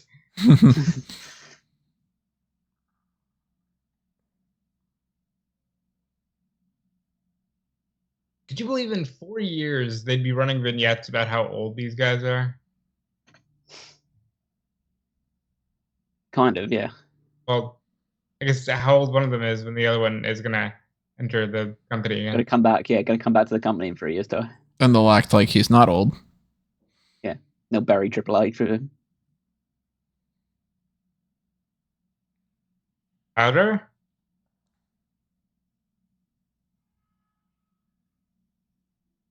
Such a good move.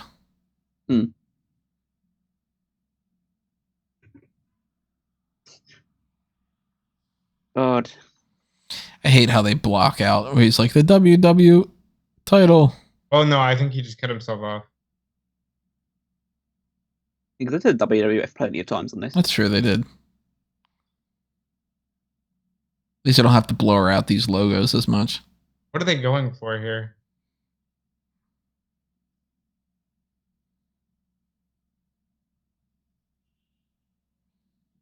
Yeah, like what's the point of this? Screw you both. I don't want either of you to win, even though I'm not in the match. I think the deal is he wants Savage to win so he can beat Savage. So then why screw Savage over earlier? You know what? I don't know. Yeah. And if you were to ask Vince and all the people that booked this, they'd be like, well, because it's interesting. What are they going to do next? Oh, it's we think it's the one guy and it turns out it's not and it's the other guy. Isn't it? It's like, this is when you just know that they're glad for ideas like triple threats, because it's like you don't have to think of this convoluted shit. What is that gear? What is he just an old lady's floral pattern? What's happening?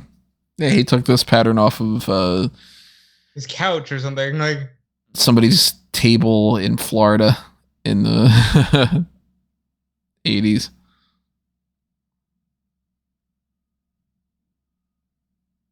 Okay, yeah, full on wedgie there. That's huge. Nobody kicks out of finisher. Well, I guess they'd already previously established that Warrior could. Yeah, well, Warrior kicked out of like 7 of them, didn't he? Yeah. Plus, it was a slow count, and ref had to take a while to get to there. Warrior's convulsing on the mat.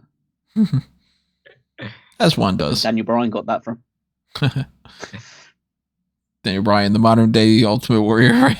There you go.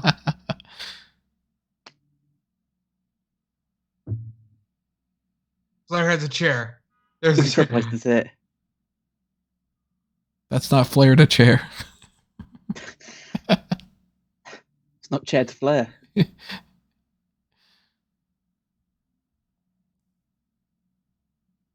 These poor chairs, always getting their dents. It's not fair to chairs. The place is going insane, which I just appreciate.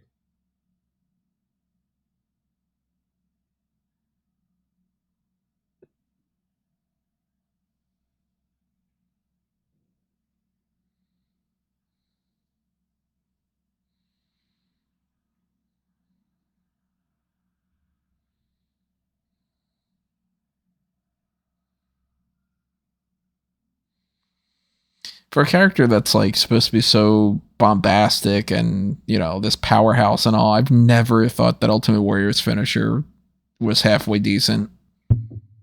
I like the whole stream of things. Shoulder blocks, the gorilla press, and the splash, I think is really good.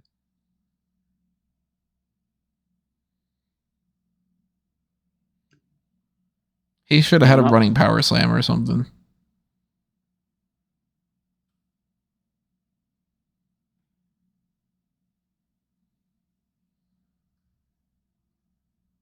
Fuck.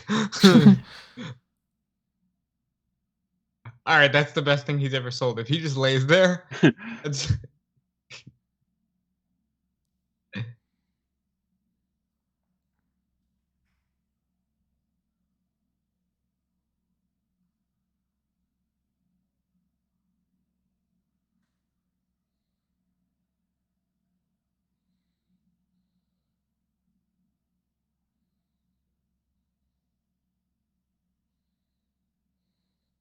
At least a little detail like that, like Savage picks him up to put him in position. These days, so many of the wrestlers just like, the wrestlers these days just happen to be like, oh, I'm gonna shift myself into the spot, and then you're like, come on, man! Like, how many people you only fall on face first on that middle rope in a Rey Mysterio match?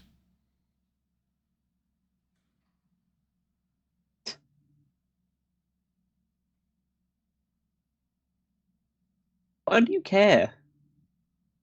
He's a good guy, and the other guy fucked his wife.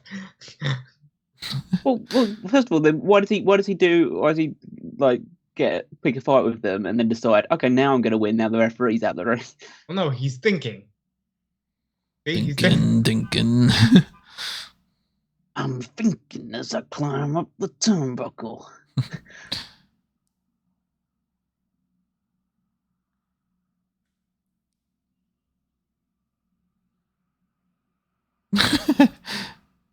Where's the hard cam? Oh.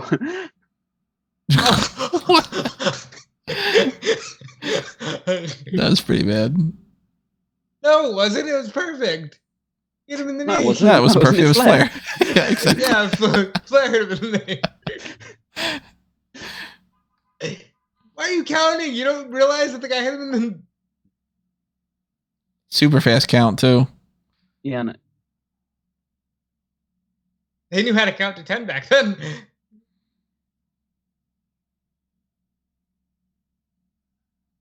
I guess this is obvious why they dropped the title the very next show. Just gonna destroy the leg. Yeah, and then Razor's gonna come and kick the leg, and that's supposed to lead to Warrior and Savage against Razor and Flair at Survivor Series, but Warrior gets fired. Should have had Owen Hart come here. He could have kicked his leg out from under his leg. Oh no. Why is he crawling in the opposite direction? Not like a Slim Jim. By the way, I didn't get to talk about this. I wasn't on the 2023 SummerSlam podcast. Is the best thing they have for Slim Jim just literally going, hey, remember the Savage commercials? Yeah, pretty much. Like...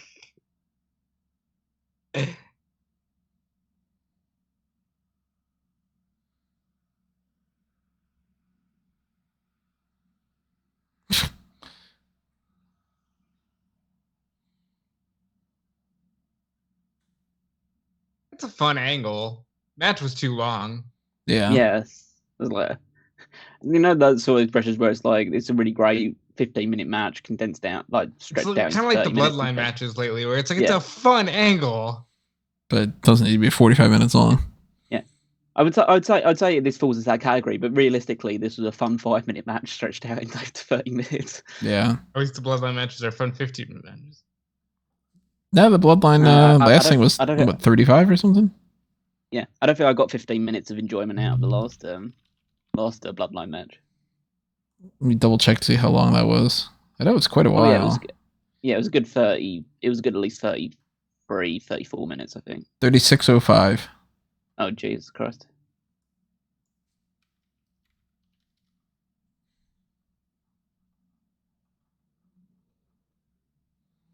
I think the reason they gave the Warrior the win here is because he was supposed to end up challenging Flair. Which makes sense. How much, by the way, do you think? How long was this match? What's your guess? From bell to bell or with entrances? Bell to bell. 25. I've got the SummerSlam wiki up, so it's like. Oh, okay. Never mind. Yeah, it's 28 minutes. Yeah, it was 28, yeah. At least half an hour on this.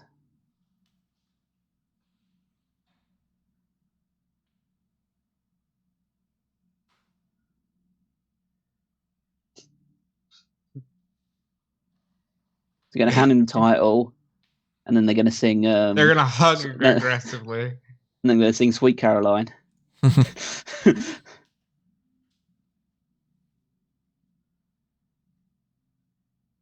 Clothesline him. Sweet Caroline. Wait, let me be careful before Tony gets another friggin' copyright strike. No, apparently that only works if it's something completely unrelated. I got a copyright strike and it'll be another thing of saying I got the content ID matches with fat ass drop. Still don't know how that's a thing. So ridiculous. According to our system, you saying two sentences is actually the same as the theme song. Savage is full blown like, I'm going to sell this like my life depends on it. Yeah.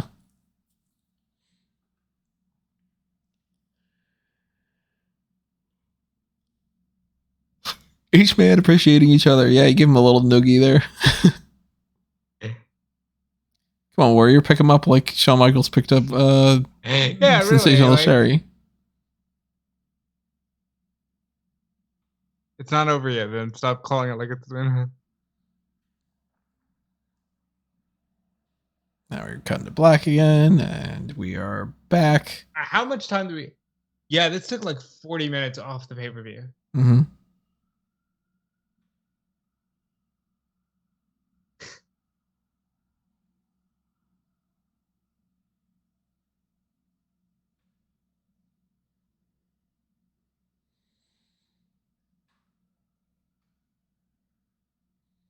Divot head.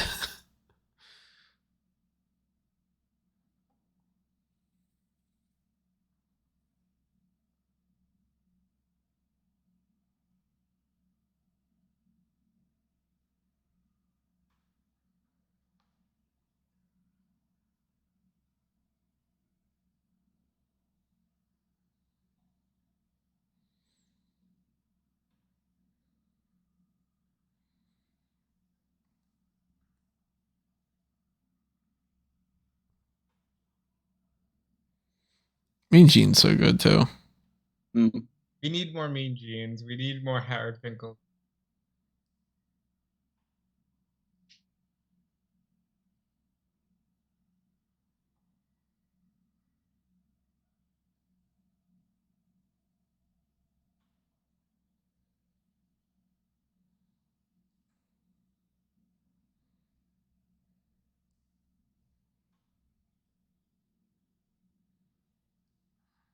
The official attendance. 217,000 people are here.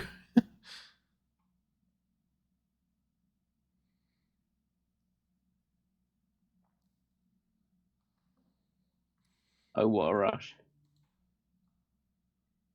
Another non-entrance. Oh, wait. Or is Kamala getting an entrance? So they announce it as 80,497.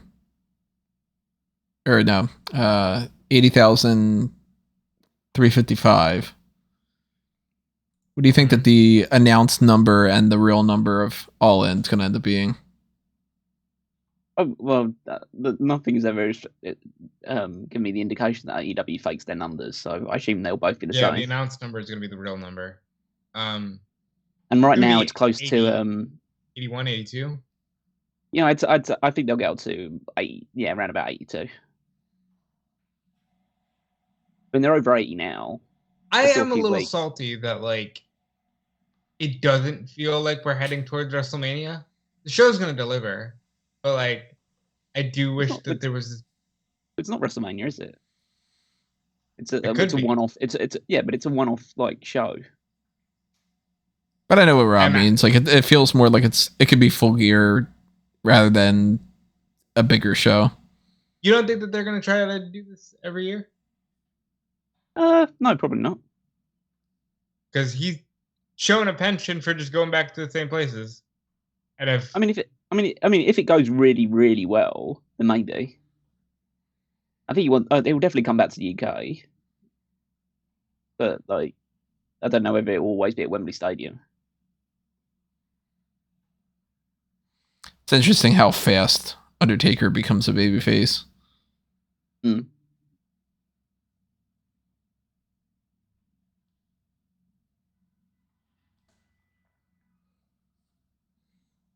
And there was somebody in the crowd earlier. Don't remember what segment it was, but like a kid dressed up as the Undertaker kind of. He had a similar sort of hat, and he was trying to do like a whitish face paint. someone get the license plate of that hearse.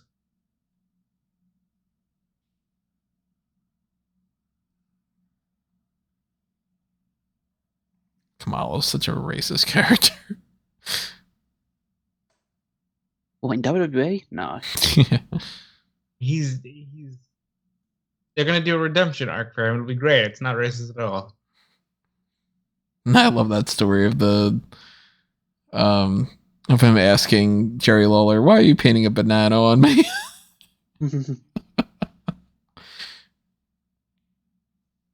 Wonder who's in the coffin.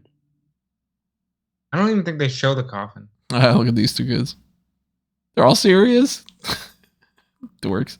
The one on the left was doing a pretty decent job. No, we look really cool. Don't. Yeah. By far, my favorite part of this podcast was Callum starting the show with, "What are these accents?" They're very chatty accents. Yeah, I don't even think they take the coffin out.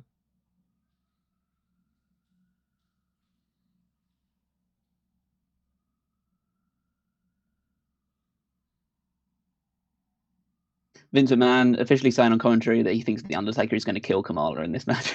Yeah. Like pure just you Straight gotta up file lawsuits and everything.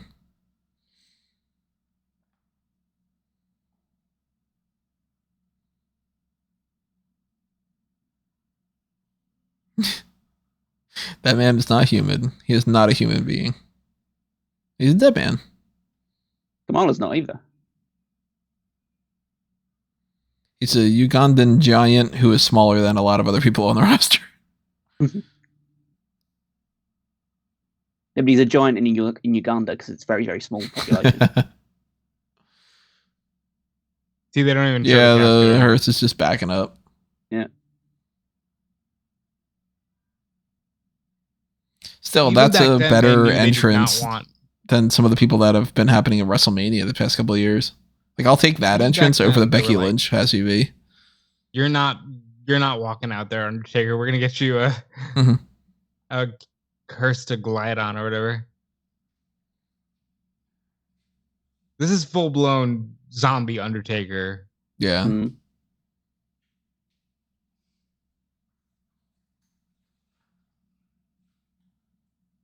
I can't think of things. Let me see if I can get my wife's reaction to this real fast. I don't think there's Because anything- she's never seen a match between this. What do you think of the people that Undertaker's fighting? So this guy, that's Oh no! Kamala, the Ugandan giant, Oh God! and what he's cut? got That two was- handlers. Whoa! Oh, fuck it was has that? two What was handlers. that cut? Oh my god.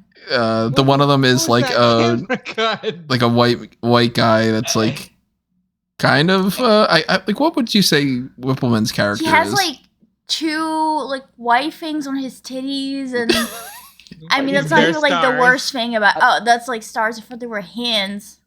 And yeah, see how fucking the one handler guy's like a white Jewish guy, And the other one is like, this one's got like a mask and all because he's... I feel like Kanye was the one that wrote this bit or something. That wrote these characters. This is so wrong. How old is this? This is not 92. 92? Oh. Oh my god. Oh. No, not okay. Not okay. Long-time Undertaker.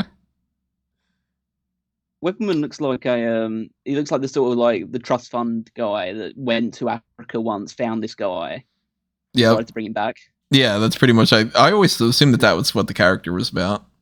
Well, no, you can't say that because Kamala was there before. So that's true. Wippleman just found some way to get in touch with Chee and was just like, I want a different time, different bad gimmick, but I want to buy him. Yeah. He pretty much just bought him. Yeah, it's awful. And it's funny how they would pay for all these extra manager characters. Like, what do we need Harvey Wippleman and Chee for this character when nowadays they won't even let somebody have a manager that's on the roster? So Kamala's about to go through a huge babyface turn.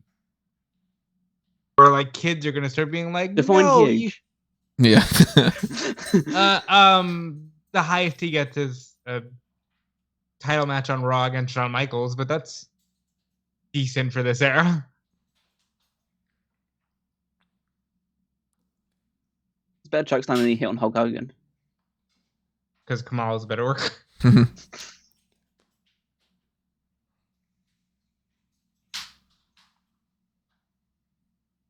So why is he wearing something underneath the thing?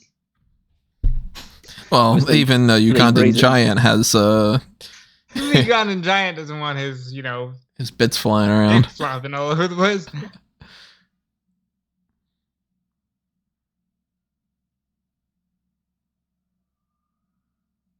Really? And like, why do you need that in this match with the DQ? Can Undertaker just win? Well, no, because they need to stretch it out because they wrestle at Survivor Series, don't they? They're gonna come back with a casket match at Survivor Series. The casket. That's true. Match, yeah. Forgot about that. What a lame ass kick. Yeah, at least this continued past this show. They ended at DQ and decided to continue it rather than Michaels and Martel, which just never happens again. Well, good for Michaels. Michaels is in the main event of the next show for the world title. Yeah, like that's quite the upgrade. Oh, he definitely upgraded. Now you can do the sit up. No, okay. These boots are so strange on Undertaker. That like fabric that just doesn't seem like that suits him. Of course, that was his iconic look for many years, but he doesn't even get the purple for like another 2 to 4 years. Overall, I like the gray more than the purple, even though the purple's like, if I could draw and somebody was like, draw me Undertaker, I'd draw him with purple. You're probably drawing the purple, and like purple becomes his color too. Yeah. In general. But I like the gray look and all. It's just that the boots they look strange with like that fabric, But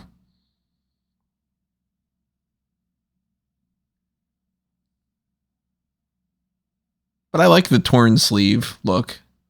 Wish he would have kept that a little bit longer, done like a different variation of that.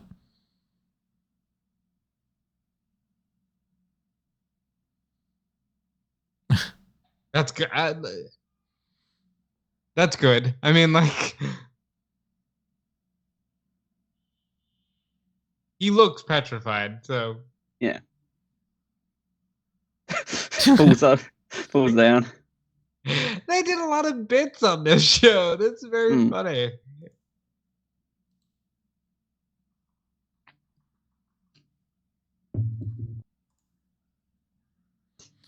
One of my favorite things is always, if I can remember them or if I don't know and I look them up, what the different like colorful characters, what their real names are. Like obviously my go-to is always like Kane is just Glenn Jacobs. Like how lame is that? Kamala, just James Harris. Like, yeah, it's all Jimmy Harris on there. I mean, Mark Calloway isn't exactly right. Yeah. So here are some other names that Kamala went by outside of the huge other variations like Giant Kamala spelled differently and all. He went with Bad News Harris, Lord of the Jungle, the Mississippi Mauler, Sugar Bear Harris. Ugly Bear Harris.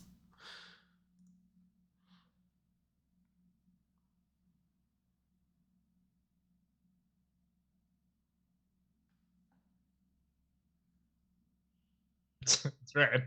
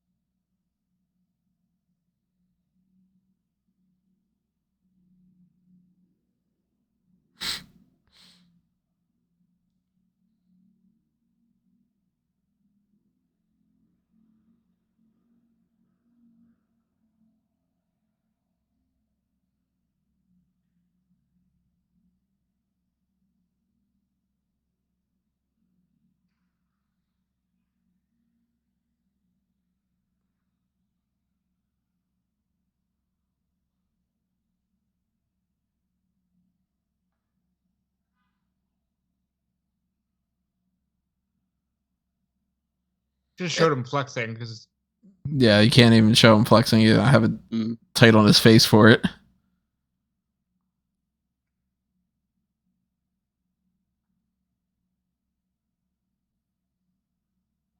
Well, you know. Well, you know.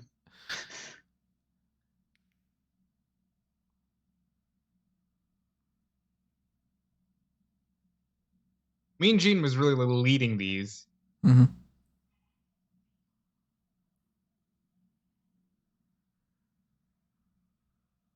Ding, ding, ding.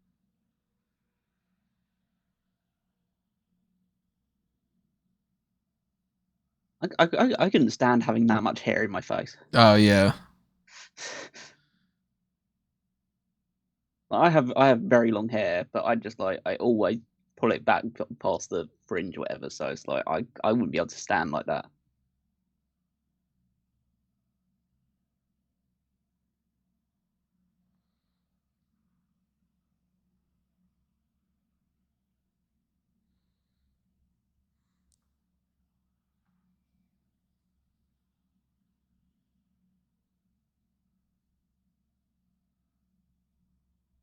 What about the Rhino?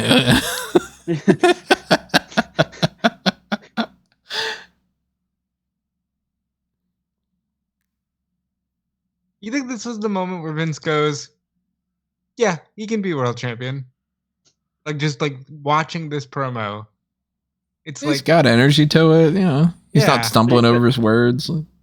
But it's always Brett talking though, so it's like there's always a little bit of yeah.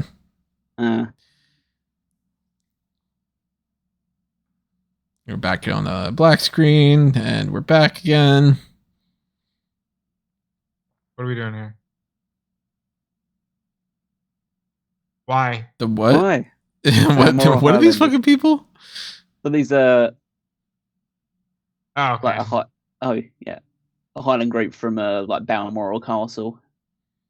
It's one of the royal family residences. Heenan's like, I always hated Hot Rod. No, he said I always hated Hard Rock. Oh, I thought he said Hot Rod. They don't know Piper's here yet. I think you would do once you've started hearing this. I mean, it's his iconic theme that they use all the time for him.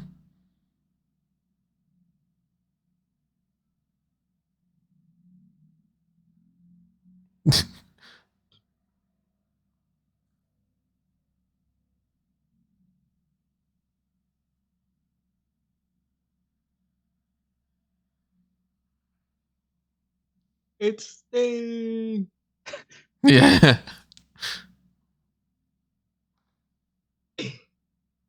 Crowd goes absolutely crazy. It's like the biggest pop of the night. Right. He's gonna break down. Imagine how much better that would be. Fucking Roddy Piper breakdancing right now. I'm here to chew bubblegum and blow bagpipes.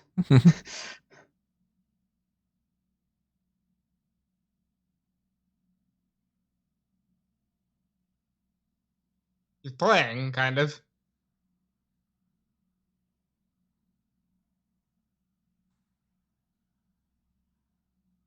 Is there supposed to be a microphone?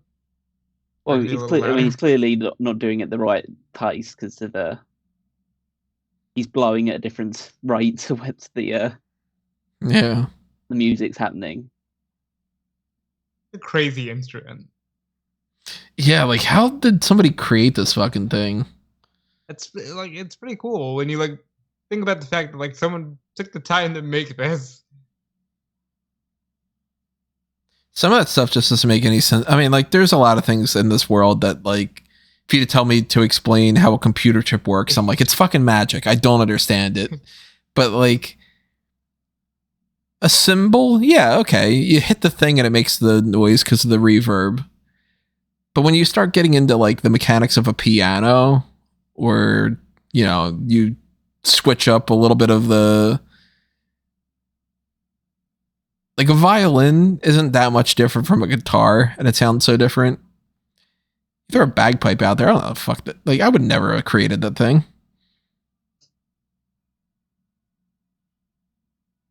So applauding might play more.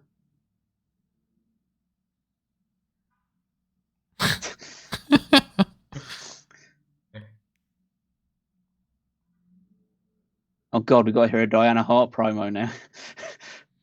So back when I was young, because remember, I'm like 5 years old around this time frame, and I'm watching wrestling around here, but I'm not watching it like, you know, we're not ordering the pay-per-views because it's too much money and everything. But once we get to like 95, 96 and all, I'm like really deeply invested in all.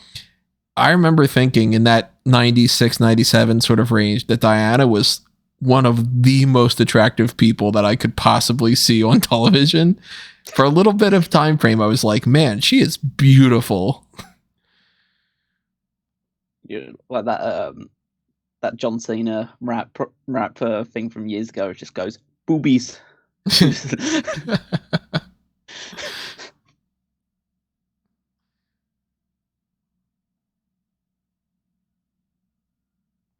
Yeah, they're doing that story of like Bulldog and Shawn, and Diana's in the middle of that whole thing. And I'm like, I don't blame Shawn. I didn't realize they'd hired Claire Lynch for this part.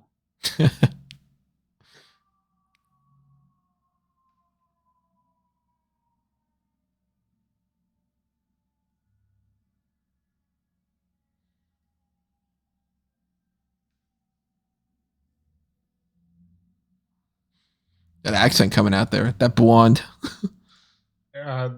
Very, very Stu sounding, quite frankly. Yeah, he's not doing that. I mean, not fully. Fucking right. Like, who do you think's gonna walk out with the Intercontinental Championship? My fucking husband.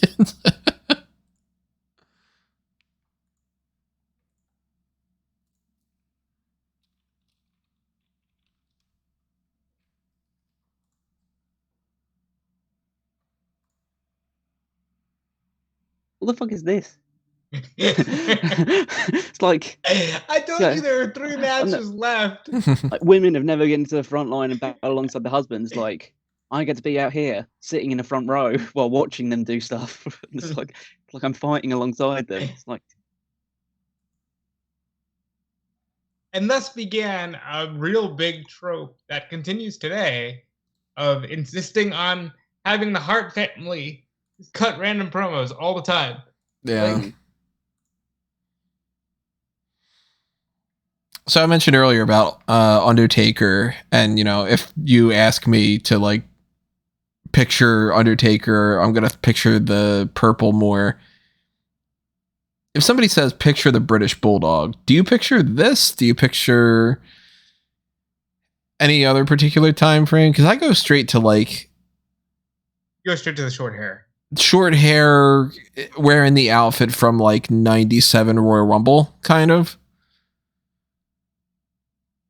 I probably go towards that as well, because he's had quite a few different looks through the years. You don't picture the jeans? Don't know. That's the one I definitely just prefer to forget. Absolutely not. Into the dog poop. The dog poop. This one gets a lot of play though. Yeah. Like when he can only have one attire in a game, it's usually this because of the match with Brett. Like that's how important this match was. It stamps this being one of his signature looks. One thing's just like just going under the radar here. Like that's Lennox Lewis. Lennox Lewis, yeah. Like who would in the next few years become one of the, if not the biggest boxer outside of Mike Tyson in the heavyweight division of the world. Fair. Look at that hair. Yeah, I'm not his barber. Would you ever do that to your hair, Kel? It'll take some doing nowadays. Would you do either of these haircuts? I would like to see. I'm not doing the braids. Yeah. Go to Wembley exactly like this. I'm gonna create a GoFundMe. If you send enough money to Callum to force you to have braids for all. It's not a money problem; it's a desire problem. Everybody's got a price. Yeah, if you donate $1 million to the page, then maybe.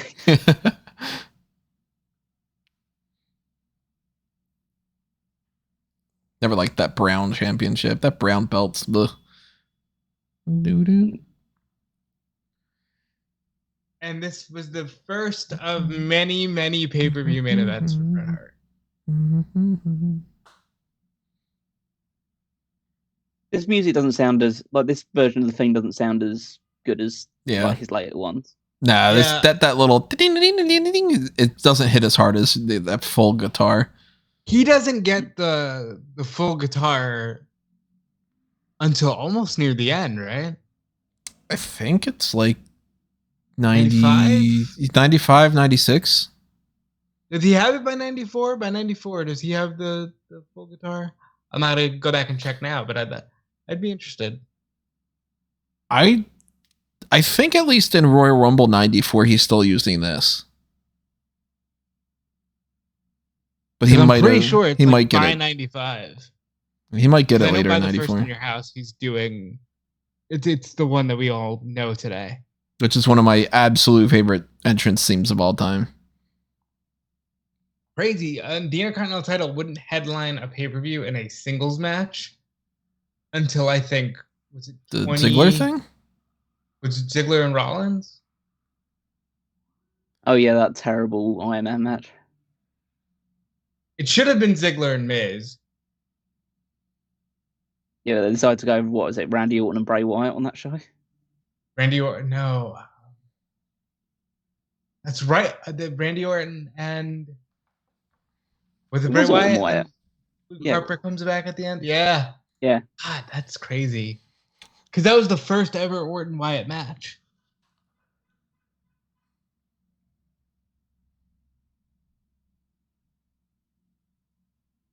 Because I remember that one. That one went up against the first Hillary-Trump debate. And they put the world title match on first.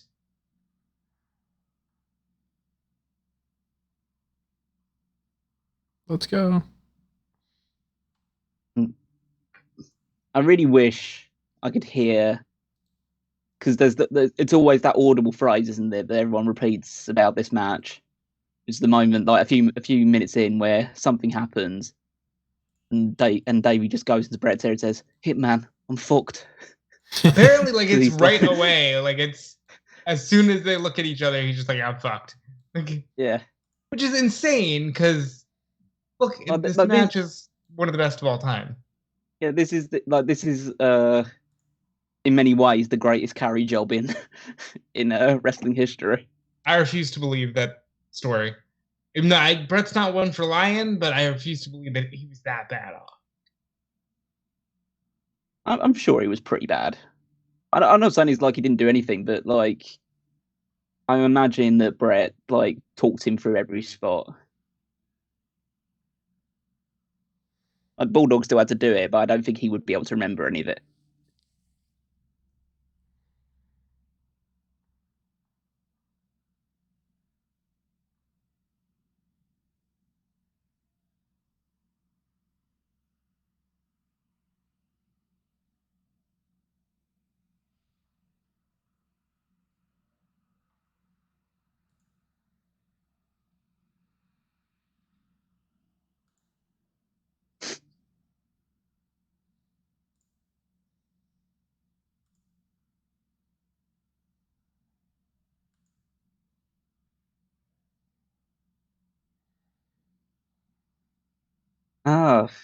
Wrestling.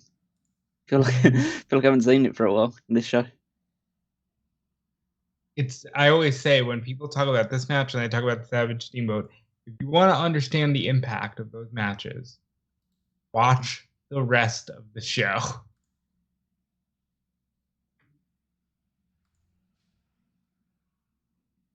It's just night and day when you watch this match and you watch the Michaels Martel match. It's just like, yeah, that's the direction they're going in. But you see much more remnants of those matches than you do the other style of wrestling. No wonder, like, they wouldn't get back there for quite a few years, but they let Brett and Shawn headline the next pay-per-view.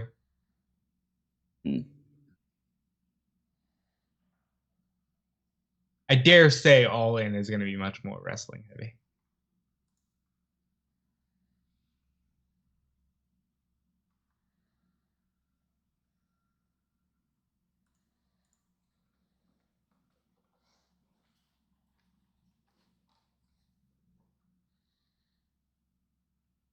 A lot of people don't know this because he sadly passed away 3 years after this. But Joey Marella, the referee for this match, was basically the Earl Hebner of his time. Like, if there was a main event match, it was probably going to him. I mean, I couldn't name almost any of these referees. Obviously, like, Kyoto and Hebner stand out, but... It was just Kyoto, Hebner, and Marella, wasn't it? I didn't see him else. Oh, and I didn't Davis notice. was also referee. Oh, is this post or pre his run as a wrestler? Oh, that was definitely after. Okay. So we're past the I'm fucked part of the match, right? Oh yeah, he's already told Brett that he told him that about 10 seconds in. And why was he fucked? Because he's had so much cocaine in his system right now. It's just nothing but substance abuse. Apparently, the way Brett tells it, he didn't see Bulldog for 2 weeks before this match. And he was only doing cocaine in that time. Which I guess is true. We take for granted now, but like, certainly weren't texting him, where the fuck are you?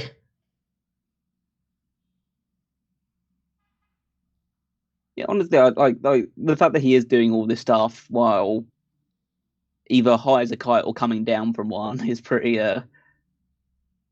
impressive. Just completely out of condition. Not that the match has been, fantastic. Oh, compared to everything else on this show, it has. I mean, it's in real time compared to like what Hawk was doing. Yeah. Hawk, you can tell, is just not in the right mind.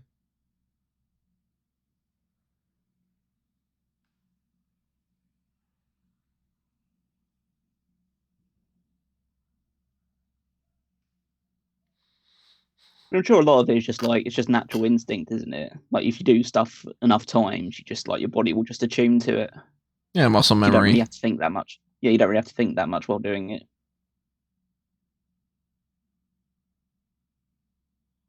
Did you know Colin? Damn, I keep trying to read this sign. Did you know Colin something sleep? Side, yeah.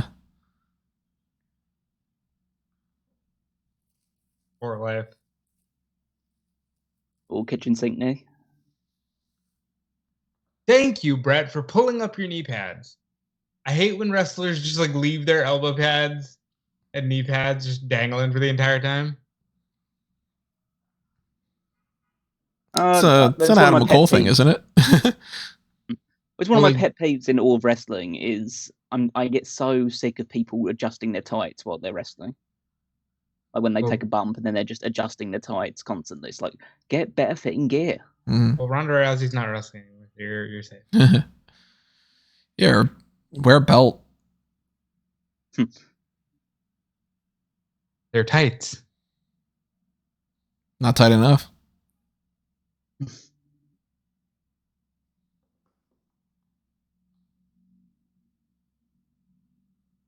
Brett having the coolest aesthetic never changed.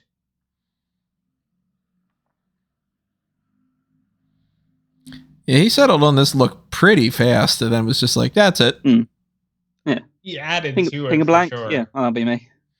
Like pretty much the same exact ring gear, with the only alternative being, well, you know, I mean, sometimes I'll have the pink top and the black bottom. You just invert the colors a little bit, and that's just like, and it works. Solo, you know? he added a lot more of the hearts and stuff, and like the flames on the side here. Because for a lot of the Hart Foundation run, it was literally just pink. Just pure pink. What a maneuver. Blocking the crucifix bomb.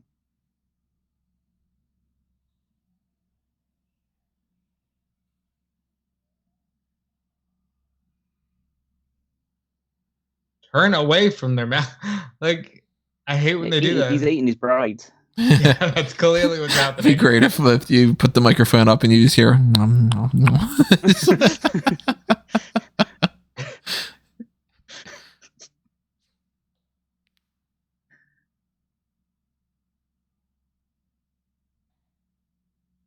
I never realized how much of a shift there is in Davies tights. Like those, they really look like they were just kind of sewn together and doesn't really match all that much.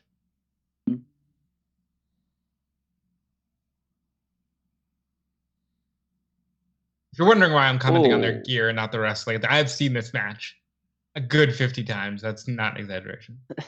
That's a really nice monkey flip there.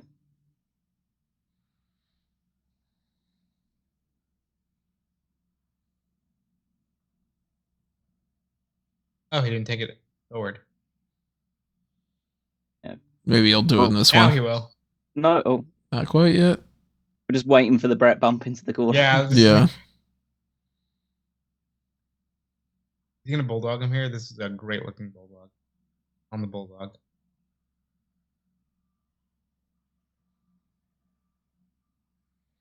Great. A bulldog on the bulldog? That's sacrilege. What a fantastic move. And like that's not a move you see a lot of people do anymore.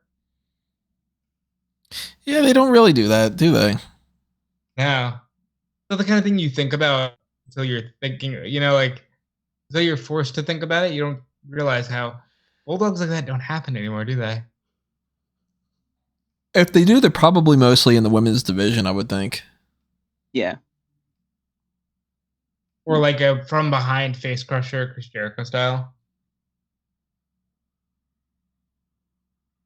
Yeah, Mega does his fancy one where he like leapfrog them and does a face buster. Right, but a running bulldog like that, you don't see it. And I wish little things like that I wish you saw more.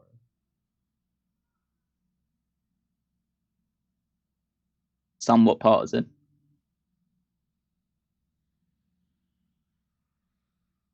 Duck.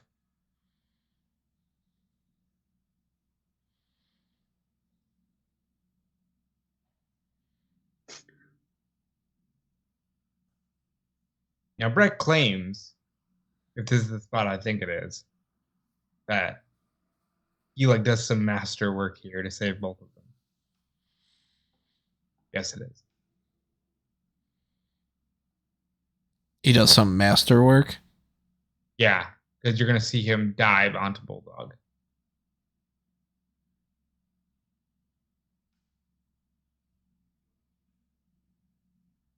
I mean, Ooh, yeah, Jesus Christ. Yeah, that could have gone really badly. He like does a Randy Orton style backbreaker. yeah. Now that's a moment where Vince should have said, "What a maneuver," and he doesn't. He's just like, "I haven't seen that before." And then he'll do a fucking Like a punch, you know? Yeah, the punch to the chest, and he's still like, "Oh, what a maneuver." When there's no name for the move, Vince, that's when you say, "What a maneuver," not when it's a regular fucking. It's a leg drop. What a maneuver.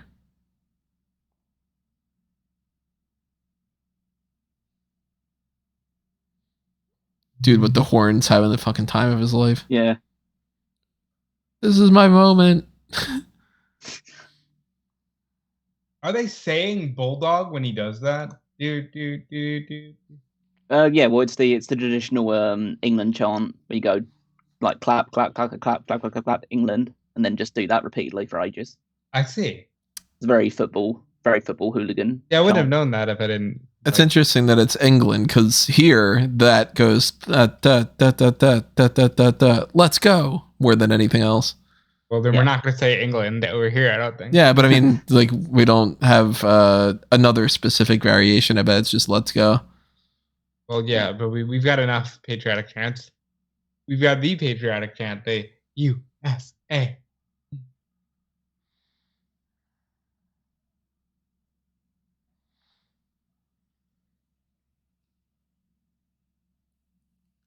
That was an interesting drop kick.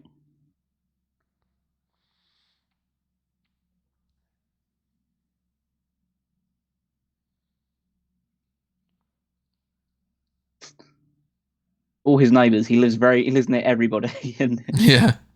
Yeah, first of all, he doesn't even live in. Not even sure he lives in America. yeah, it's quite funny because like say like in front of his countrymen, doesn't he just like wasn't he Live in like Canada? live in Canada for most of his life?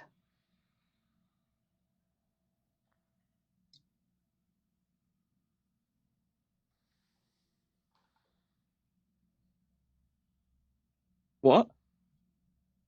What did they just say? Who's Lennox Lewis going up against?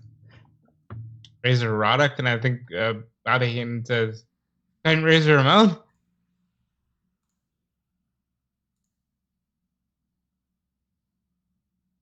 Okay, all right, yeah, it was Razor Ruddock, but it's a different Razor Ruddock. And there was a famous British footballer called Neil Ruddock, who was also called Razor Ruddock, but this is a different Razor Ruddock. Hmm.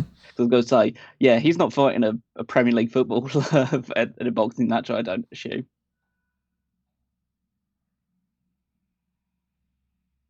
Yes, on Halloween night. Yeah. Wonder if British Bulldog accompanied him out to the ring on that one to return the favour. There's another what a maneuver. Yeah, for a backslide. The backslide, Vince.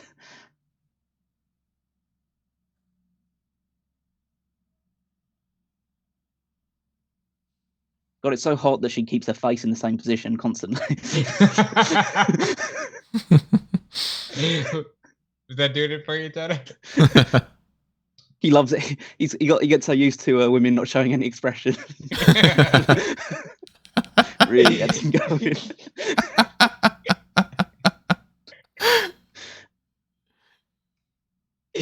Of course, my wife's not around now, right? You know? Can't defend you. Yeah. Like, sweetie, come here. Fight my battle for me. Shaking head saying, yeah, he doesn't. It's like, I told him not to do that, Coke.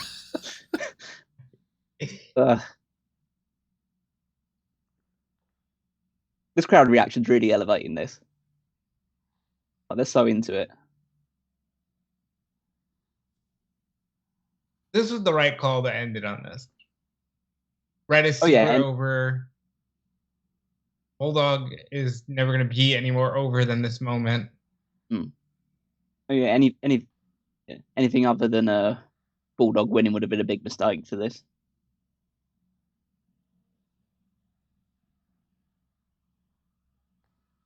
I'm just eating Yeah, right. still eating it. Nom.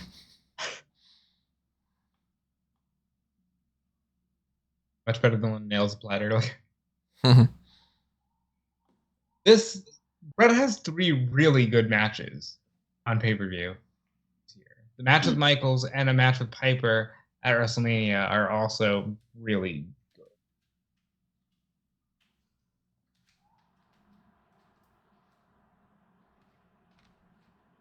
I mean, last year was the match with Perfect as well, so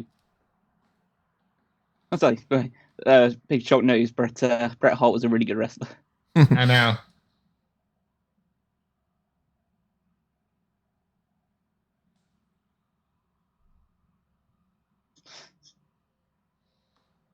Morella giving him a strict 10 count there to break the hold.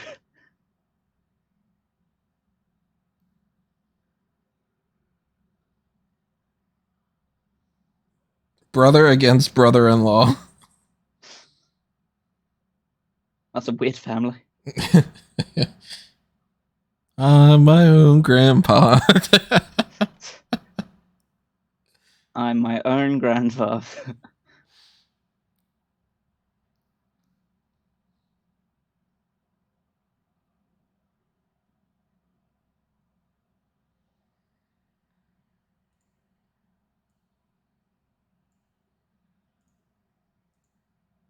They're showing her like more than they showed John Cena in the first half of that WrestleMania where he was in the crowd. Yeah, I think, again, you didn't even see the ridiculous promos in the lead up to it where Helen is pretending to cry about how heartbroken she is that they're fighting.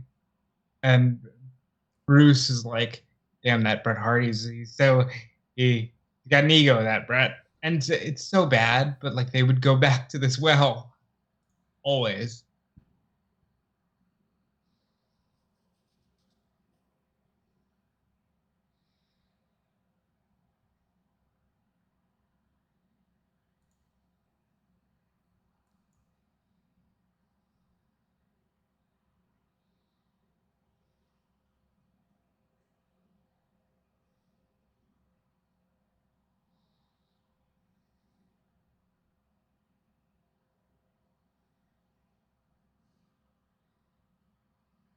Oh dear. Oh, Christ almighty.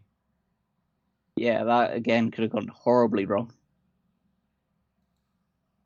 Oh, I'm fucked.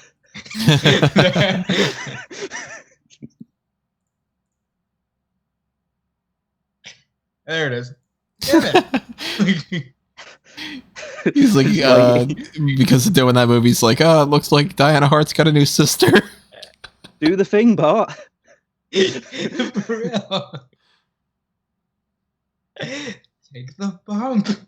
It could have been said to either of them. Yeah. There we go. That's what you were supposed to do the first time.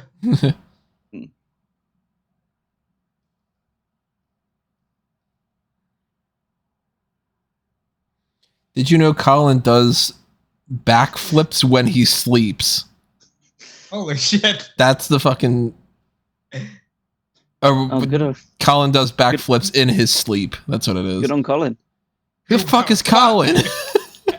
And why is this person felt that... Look at that. They're just like, they really want people to know Colin. this. Clearly that guy's Colin. So we've established that Colin does backflips in his sleep and that in WCW, Jason is gay for life. It is Wonder if quite it's the same interesting guy. that, like people... There we go. That's better. People used to like write these signs, like these really dumb personal messages.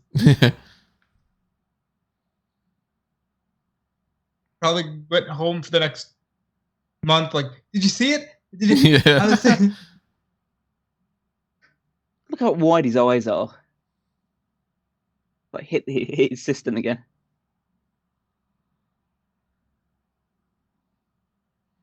Is Bret Hart the greatest seller in wrestling history? Like, not like overseller like Ziggler was for a few years there. Yeah. Bret sells really well.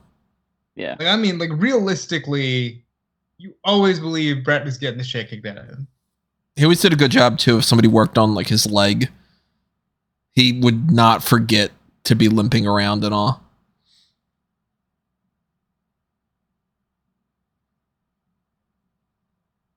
Jeez. That's kind of a dick move. Yeah. Right? What an asshole. Like,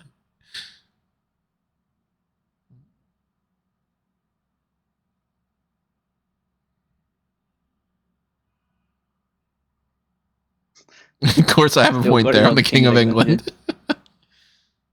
Whoa, German. You can't do that here. We're in England. You got to do the English suplex. Don't mention the war.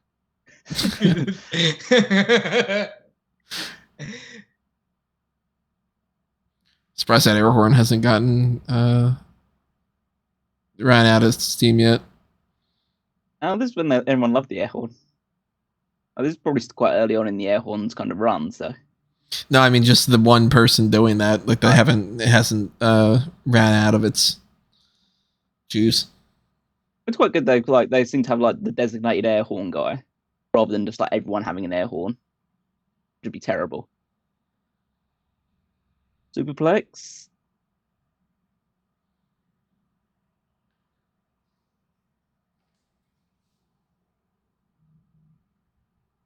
What a great.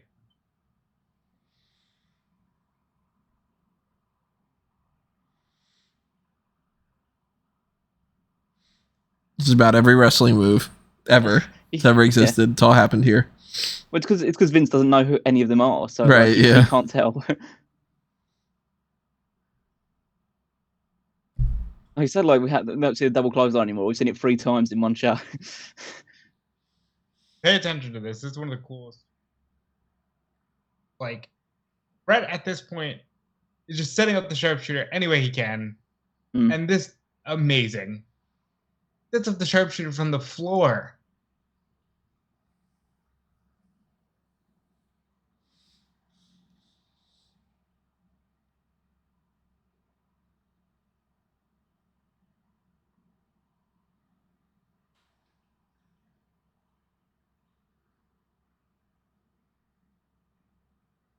He set it up from the floor.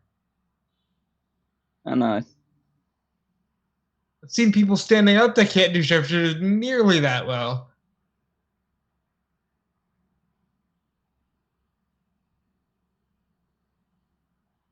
The revolutionary night for false finishes. This is the second time we've seen someone get out of a finisher.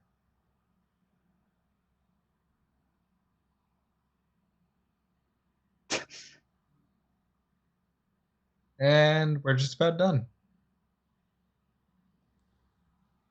Up and over. Oh, yeah. There we go. Flip. And here it is. There it is. That's the fastest count I've ever seen in my life. Yeah. It's not a bad finish. I mean, it's not my favorite finish of all time or anything, but for a match that you don't want to have it be like, okay, person gets their finisher and milks it or anything. It's just a competitive match between 2 people. Yeah, he catches him in a pin. Yeah, it's just a flash pin, like clear babyface win, but like with just like 3 seconds. Like it doesn't like make Hart look bad. Like he got beaten like super cleanly. It didn't need to have any kind of. The only reason why Bret lost is because somebody attacked him earlier in the night, or like somebody came and distracted him, so the roll up happened, or any of that kind of extra bullshit. Bulldog caught him for 3 seconds, and then doesn't hold the Intercontinental Championship all that long. It feels really weird that they're not playing his music.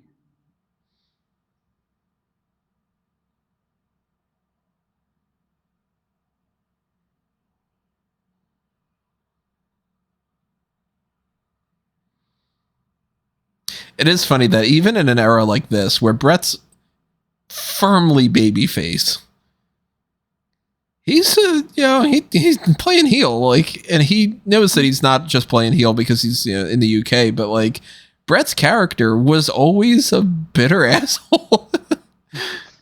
Well, Bret's character is Bret. Literally just, I take this shit seriously. I want to win. Mm-hmm. But even like here, it's like, fuck you, pal, or whatever. And, Bret really played one character his entire career, even when he was full-blown heel. The only difference was he played against babyfaces. He's upset here because he told Bulldog, do not look at the crowd. Look at me the entire time. And we'll really get them on the pop for the handshake. And he kept looking at the crowd. That worked. They got the pop. He even says right there, he's like, look at me the whole time. No, look at me, not the crowd. And he just went, Bret, I'm fucked.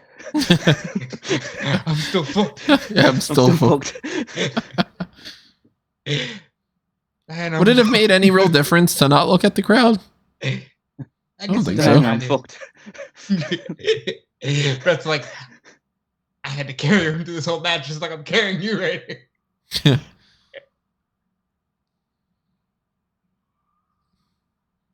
Crazy though that for the guy who gets the ending pop, he's gone. He's not even in the company with the next pay-per-view. Mm.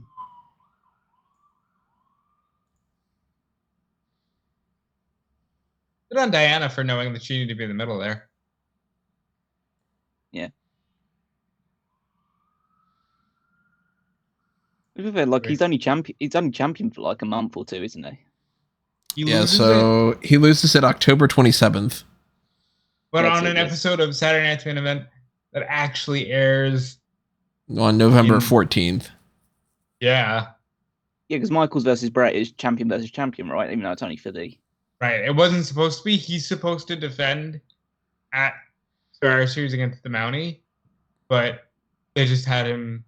He got fired for HGH. Because he was fucked. I guess that time. I guess that time the Mountie didn't get his man. Yeah.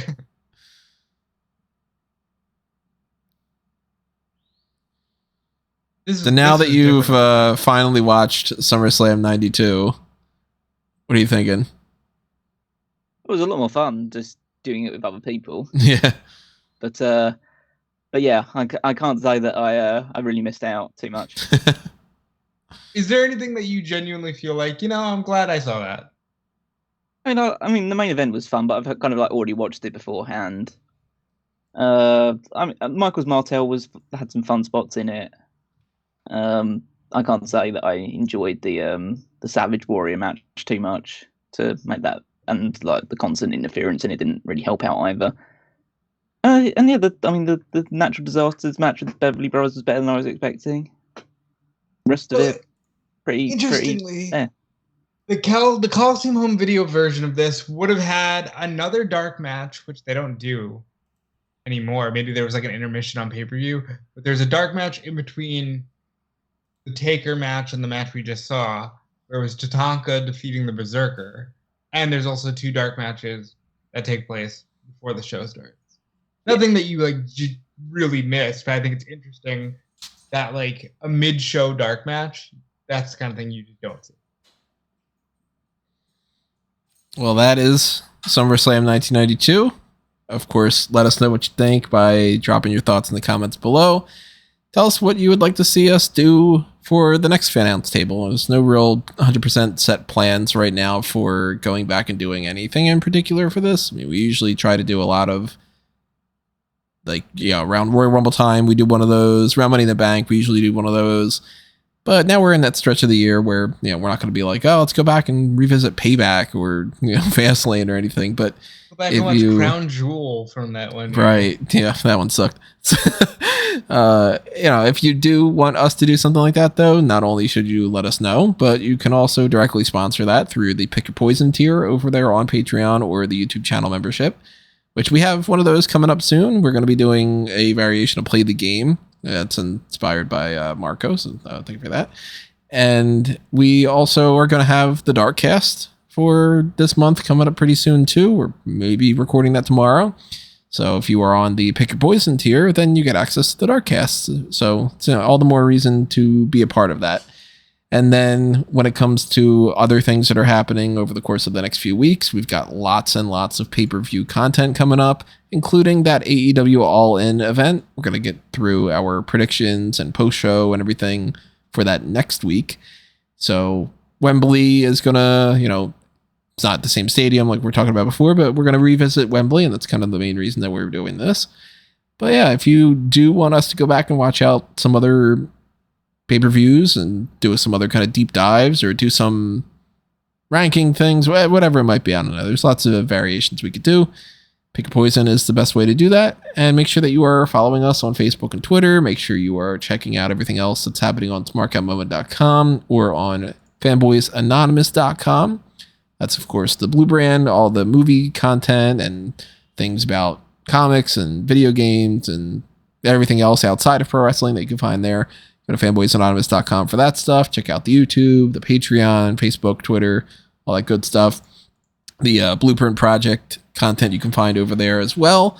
And if you go on the link tree at amangotree.com or anthonymango.com, you can find all these different links to not only Smark Out Moment and Fanboys Anonymous, but other things too. You can follow me at Tony Mango all over the place, and follow Robin Callum as well. Yep, follow me everywhere at Dude Felice, follow Fightful, follow WrestleZone, dudefelice.com.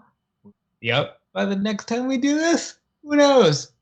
But that will eventually be a thing, and if I ever really get inspired, there will be YouTube channels and stuff. I really would like to. It's just, burnout is real as well. But yeah, follow me everywhere, and I always appreciate it. And here's Callum. You can follow me on Twitter at WiganMeister14. You can check out the power rankings every single weekend, usually on a Saturday, over on smarkoutmoment.com, where I'm ranking the WWE superstars on a week-to-week basis. Then you can also check out the Fantasy League over there as well as heading to WWEFantasyLeague.com to see how our teams are performing and who's been picking up points as we head towards the next stop in the road, which is Payback. So make sure you stay tuned with all the latest happenings going on there. Alrighty, everybody. That's it for this Fannounce Table. Let us know what you thought in the comments below, and we will see you next with the Dark Cast, and then after that with the hot tags and anything else that might be popping up too. I don't know. Just subscribe and find out when we find out. But that'll do us in for this one. So thanks again for listening. We'll see you next time. This has been another Smark Out Moment, and we are being counted out.